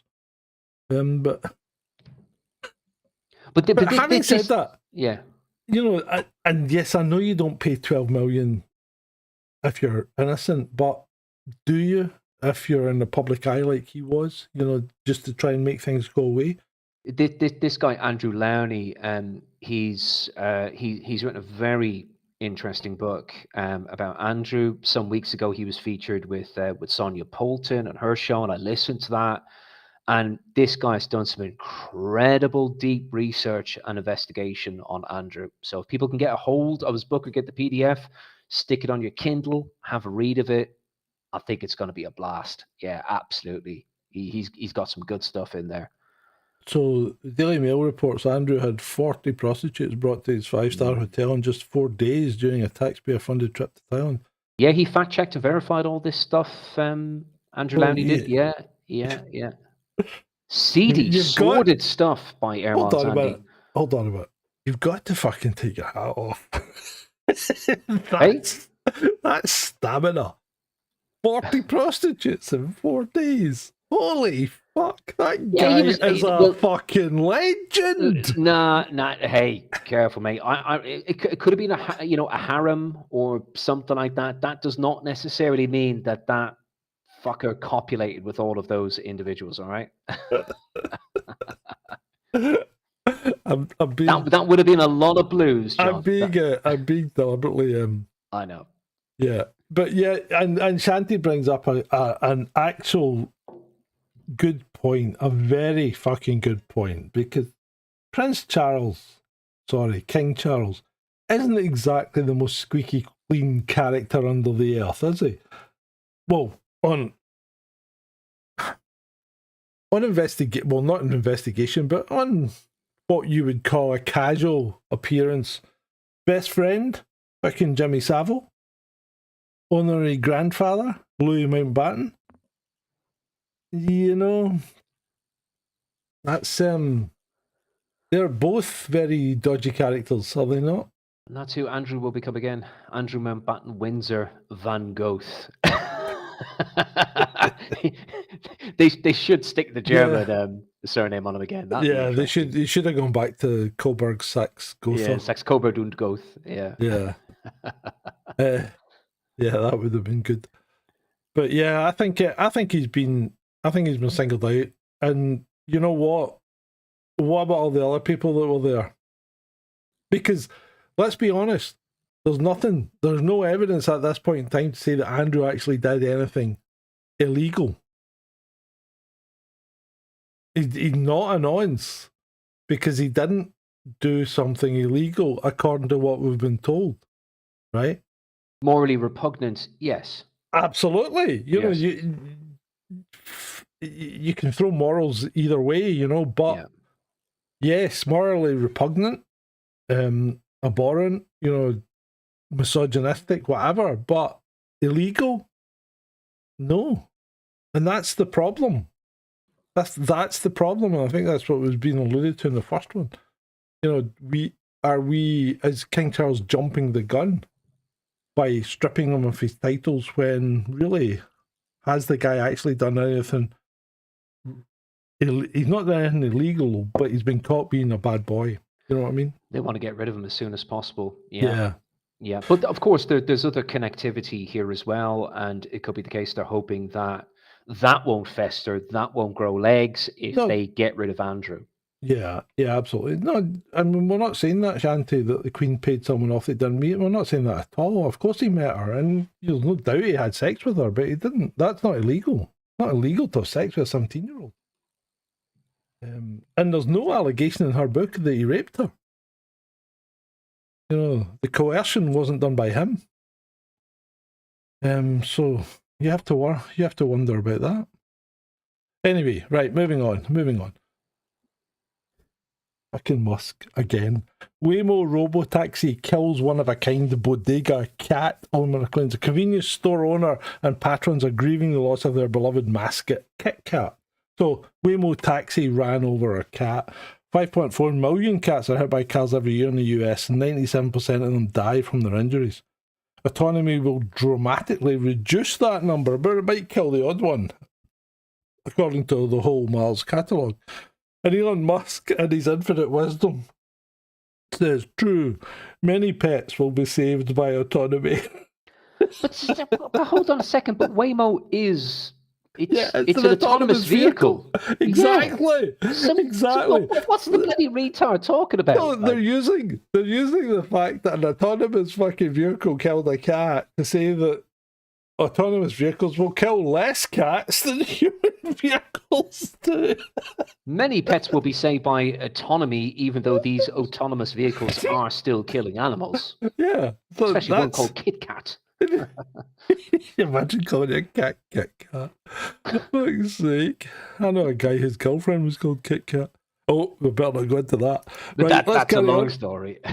After various reports of wolf-like creatures roaming the streets of Preston, howling, specialist dog handlers have now captured them and said they are not wolves. To be fair, they actually do look like fucking wolves. They've got quite long legs, and they've got wolfy-like heads. It's not a great It's not a great image. It's not a great picture. Yeah. There is a video. If you want to see it, go online and look at the video. I don't do videos because we just end up getting copyright strikes if we ever put videos up.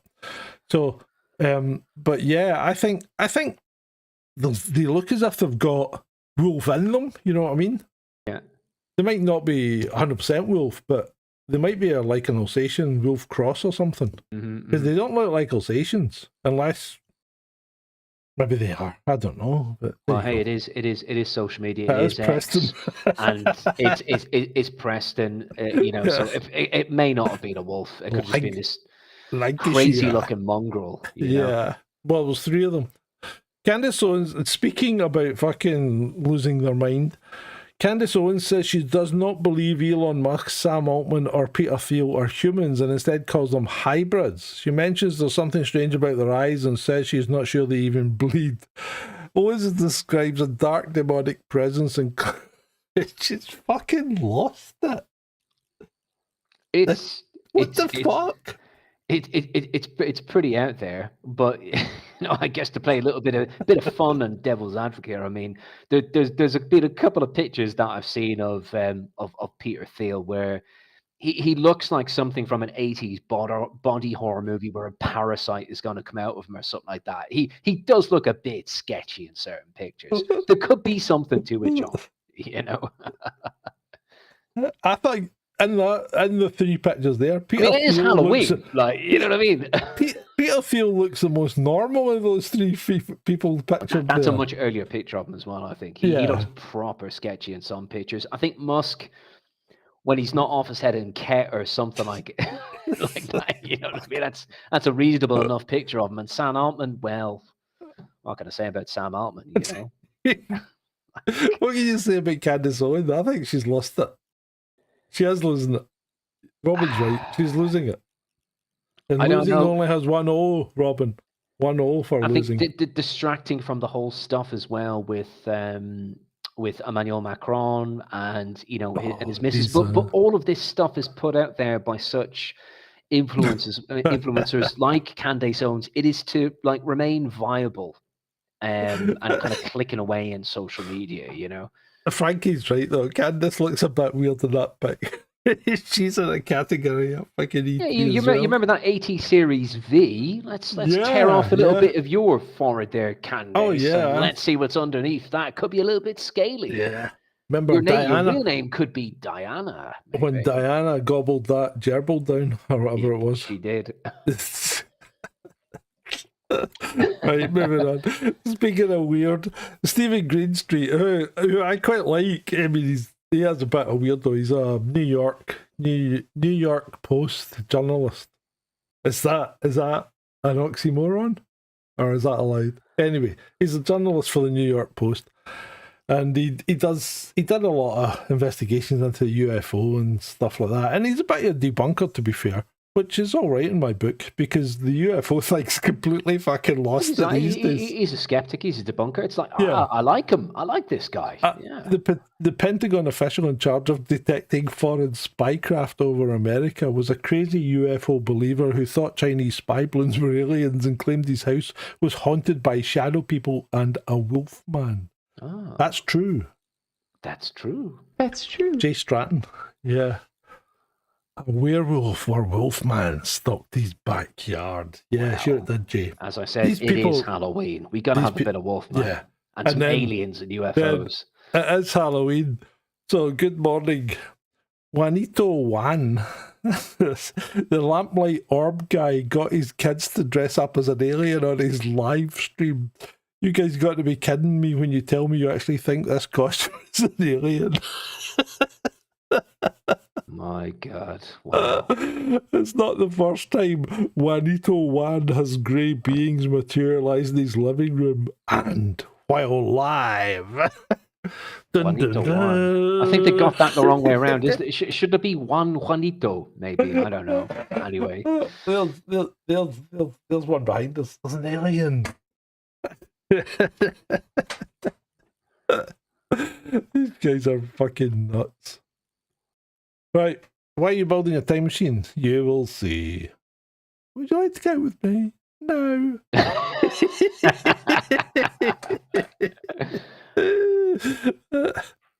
Clever, very clever. Very clever. This is good. It's old, but it's good. 3 years ago, I messaged my gym crush telling her I wanted to take her out for coffee. Last night, I asked her to marry me. She said no both times and has now blocked me. So here's a photo of a random couple I found on X. That's funny. Lose only has 1-0, Robin. I'm telling you, mate. Trust me. 1-0, no E. Losing 1-0, no E. You're all right.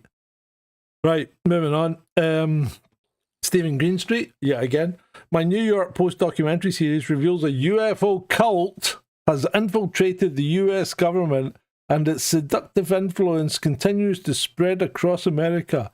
No other news outlet has this crazy true story. I'm the only mainstream journalist who went to the bottom of the rabbit hole. And if you want to make some money on YouTube, folks, dig into UFOs. You'll Well, scale no. pretty quickly. You'll scale pretty quickly. No, you won't. You won't.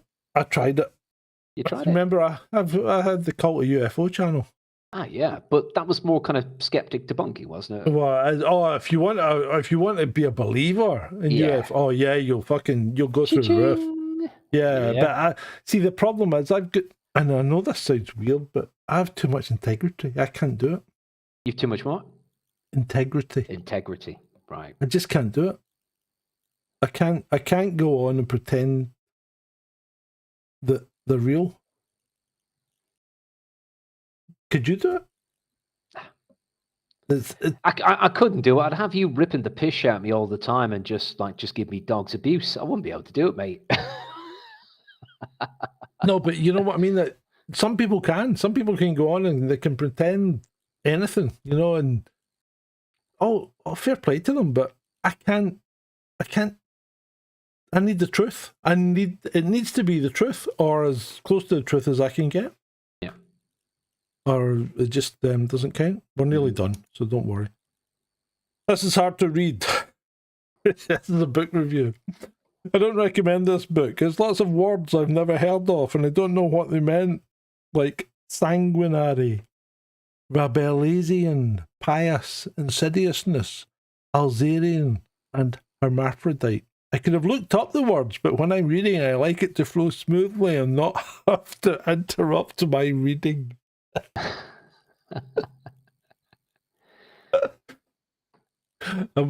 Tell me you're fucking thick without telling me you're thick.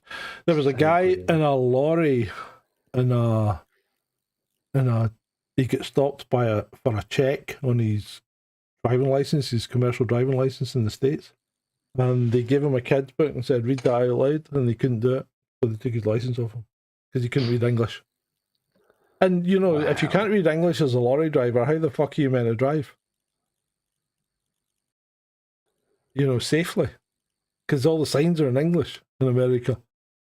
That reminds me of some particular incident that happened in Canada some time ago. Or was that in America? That was North America, wasn't it? With the guy when he couldn't read the English signs. That was some weeks ago, months ago. Yes, it was. Yeah. Right, Robin, I'm going to try and help you here. Losing is correct. You have spelt it right. It does sound right. And it doesn't is spelled DOESN', as in does not. Come here if you want to learn. Yes, if you want to learn about contractions in British English grammar, come to this channel. Right, so Sydney Sweeney is the only woman who could pull off Bond. Pish. Well, no, but she retracted that later and changed the headline to go, Sydney Sweeney's the only woman who could play Bond. James Bond was getting excited there. He thought Sydney Sweeney was going to pull him off. Oh, it's just people with their filthy minds. They were just using a phrasal. That's all they were using. Pull off, you filthy Brits and other people, for God's sake. But she is gorgeous. She's a gorgeous lady. Yeah, she is. I don't know what she's like as an actor. Has she been in anything? Sydney Sweeney? Just adverts? Can't say I've seen her in anything recently. So we've only got one slide left, so we can. John's going to be checking her out on IMDb later on, I don't think she's on IMDb. We can shoot the breeze.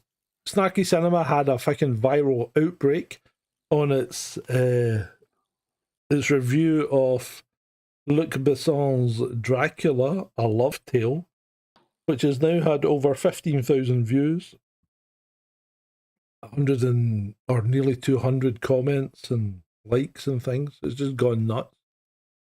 So it's done well. It's bumped up to about nearly 300 subs.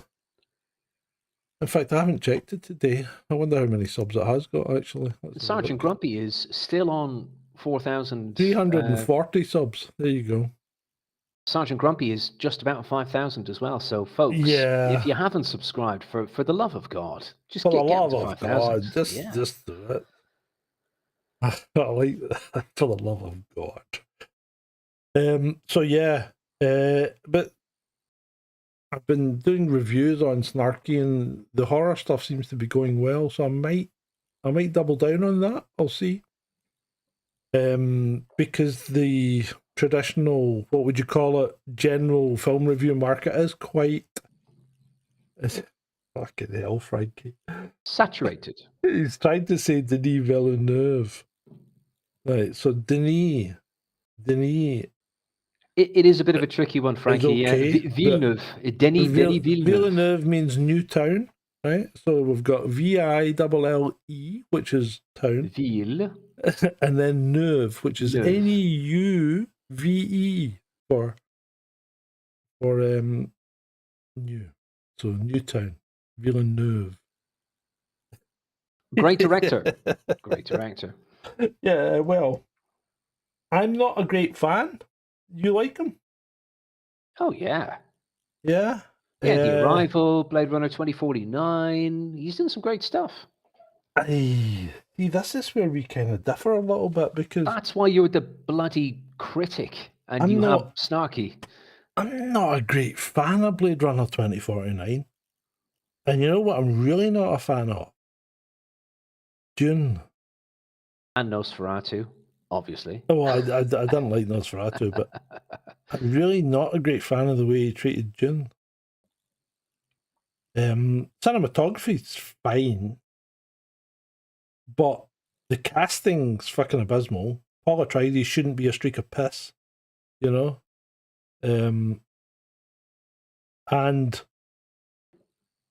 there is way too much time spent in characters just fucking looking. I did a whole video about it. In fact, it's on Ben's channel. It's called The Looking. Yeah, you got to pay attention, like with the new version of Dune. It's quite the watch. I mean, I prefer the original the best. I didn't like the original. I liked what's his name's what's his name? What, Frank Herbert? No. Well, I like Frank Herbert. I like the book. The book. I mean, if you haven't read the book, you then don't even think about watching the movies, because you've no idea what the fuck's going on. None of the movies manage to tell you what's actually going on. Read that book. What?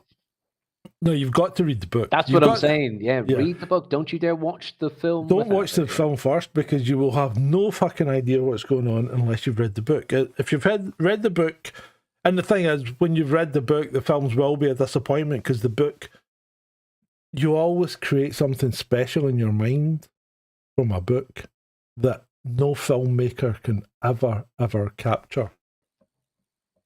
Sgt Grumpy truism there, I think. But yeah, the what's his name? Fucking hell.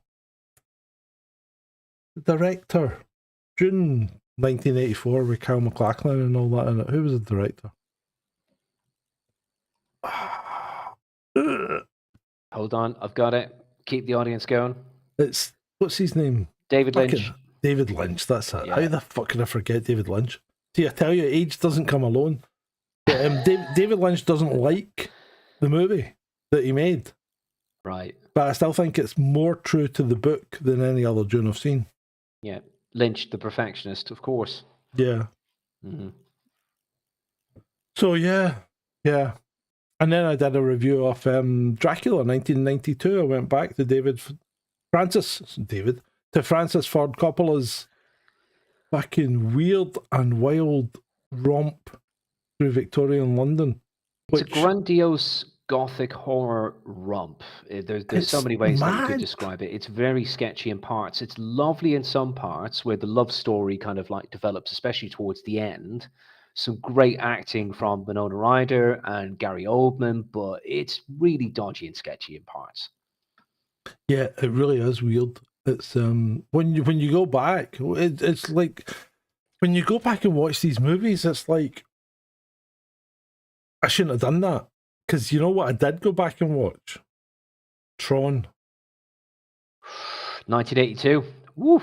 Yeah, I Brave went back man. and watched 1982's Tron and thought, oh, why? Why did I do that? It's Yeah. And don't get me wrong, it actually still looks pretty good because they're all dressed in neon, so you don't get to see a lot, which is fine. It was But really out there for the time. for the like, time, yeah, it was and it's a actually cult okay. classic. Absolutely. But it wasn't at the time. Tron Not at the wasn't. time. See, at the time, 1982 was fucking Blade Runner, and that wasn't a great movie either at And the E.T. time. perhaps, and The Thing, and there was lots of other. The Thing, that Yeah. wasn't a great movie either. You know, At none the of time, these it was movies only the really years hit big after. because Yeah. 1982 was Empire, wasn't it? Empire Strikes Back, or was it Return of the Jedi? Was it? I think that was 83. Or 83 after was that. Return, so 1981, 82 was Empire. Empire And Strikes Back, Empire is still the best fucking Star Wars movie ever. In terms of action, I agree as well. Yeah. I It was most disagree about action. The Thing being overrated, Frankie. The Thing is a tremendous movie. Oh, The Thing is probably I John would say Carpenter's- Carpenter's best. Yeah, horror John film. Carpenter's rendition of The Thing is brilliant. I think the remake is a pale shadow of Carpenter's stuff. But the 2011 prequel could have been so much more if Paramount didn't come along and shit all over it with the amazing work that was done by the practical effects company who grew up. They all grew up with Rob Bottin's work in the original Thing from 1982, and they were so stoked. They were so hyped up for it. And then Paramount came along. It's like, yeah, we just want a little bit of practical effects, but we want CGI over the rest of it. Yeah. Absolutely terrible. Absolutely terrible. E.T. I didn't like. There's a surprise.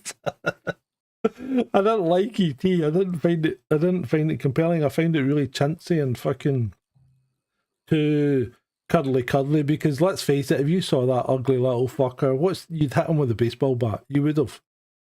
You would just have pummeled it.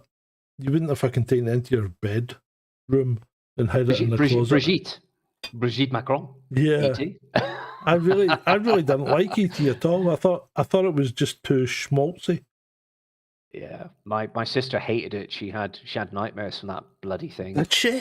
Yeah. She was absolutely petrified for even into her teenage years, nearly adulthood. She was petrified of seeing E.T. It traumatized her. Yeah, just one of those movies that does that, you know. Yeah.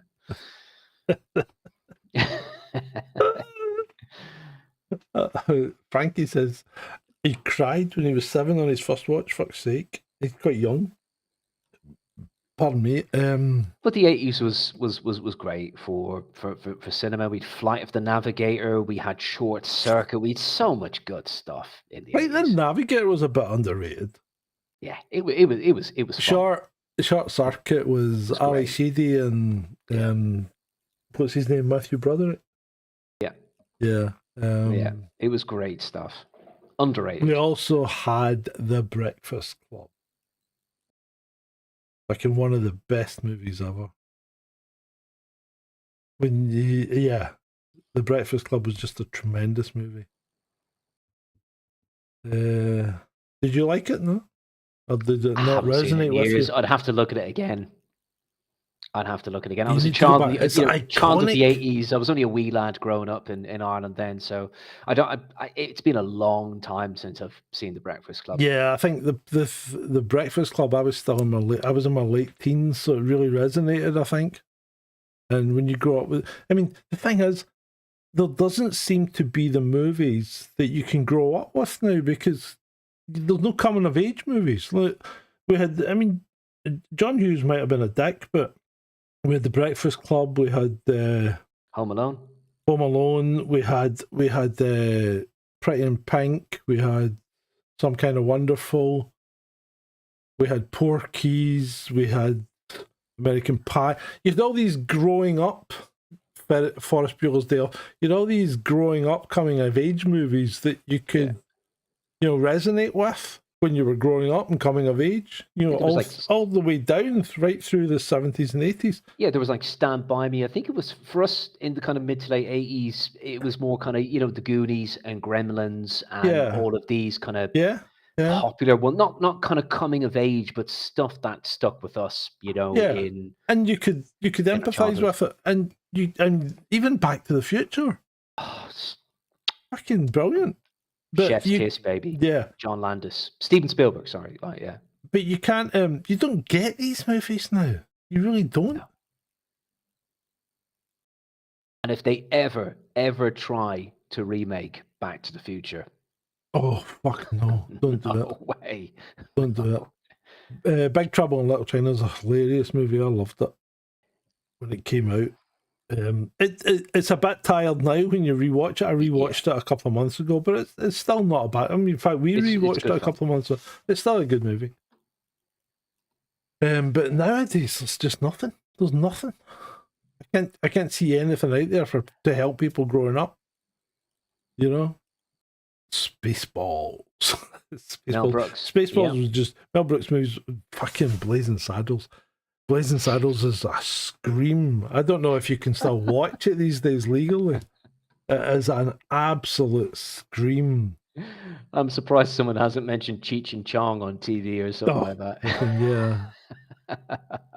We used to go to the video store and rent Cheech and Chong movies and things like that. Actually, come to think of it, I forgot to say Indiana Jones as well growing up. That was that was the mutts when you were growing up as a kid. Yeah, of course it was. Yeah.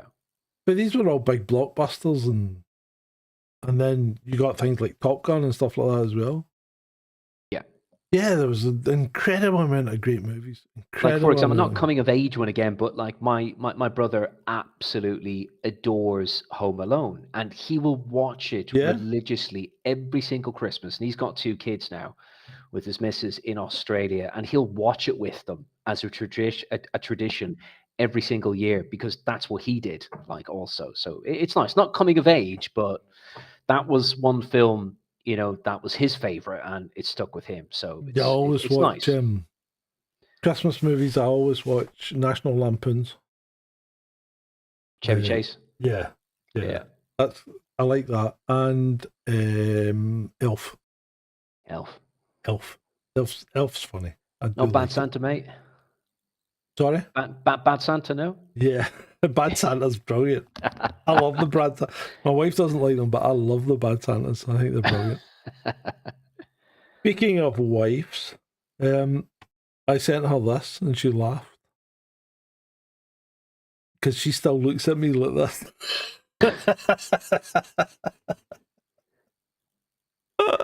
Now that actually means that you're in big bloody trouble and you've got to run for the hills, mate. That's what. But girls do this. They actually do this. They look at you like that, and they do like you, but that's the fucking look they give you. That to me, that signals that you're in trouble. Yeah. Oh, I'm always in trouble. But anyway, yeah, it's been a good evening. I've enjoyed myself. It's been great to have the troll room. It's been great for me, and it's been great for you. You want played out, people?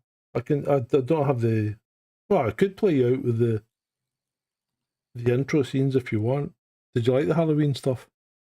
You quite liked it, didn't you? Dreddy knows that look. Julie. Yeah.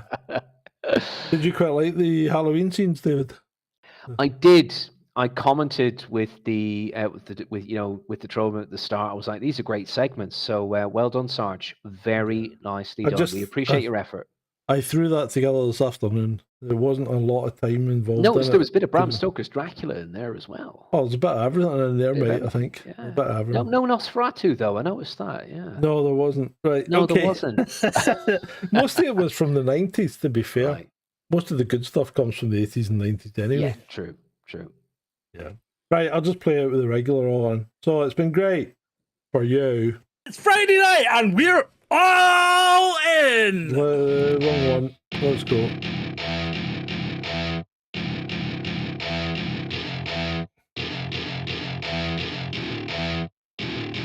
Welcome to my party. We're just getting started. A life is a dream or a nightmare scarring.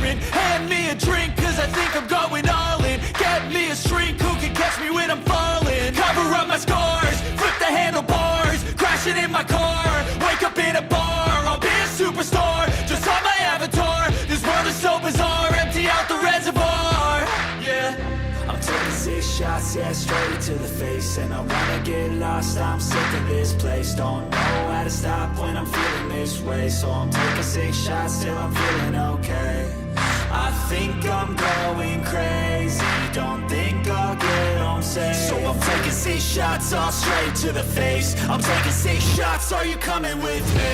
I'm taking 6 shots, yeah, straight to the face. And I wanna get lost, I'm sick of this place. Don't know how to stop when I'm feeling this way. So I'm taking 6 shots till I'm feeling okay.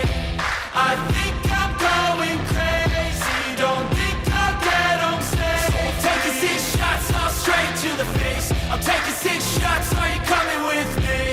Sometimes you need to let loose, grab juice, get goose, tattoos, taboos, get screwed. Loosen up, buttercup, all those hate comments will never make you feel enough. We're all adequate graduates, heart full of calluses, but we know calculus.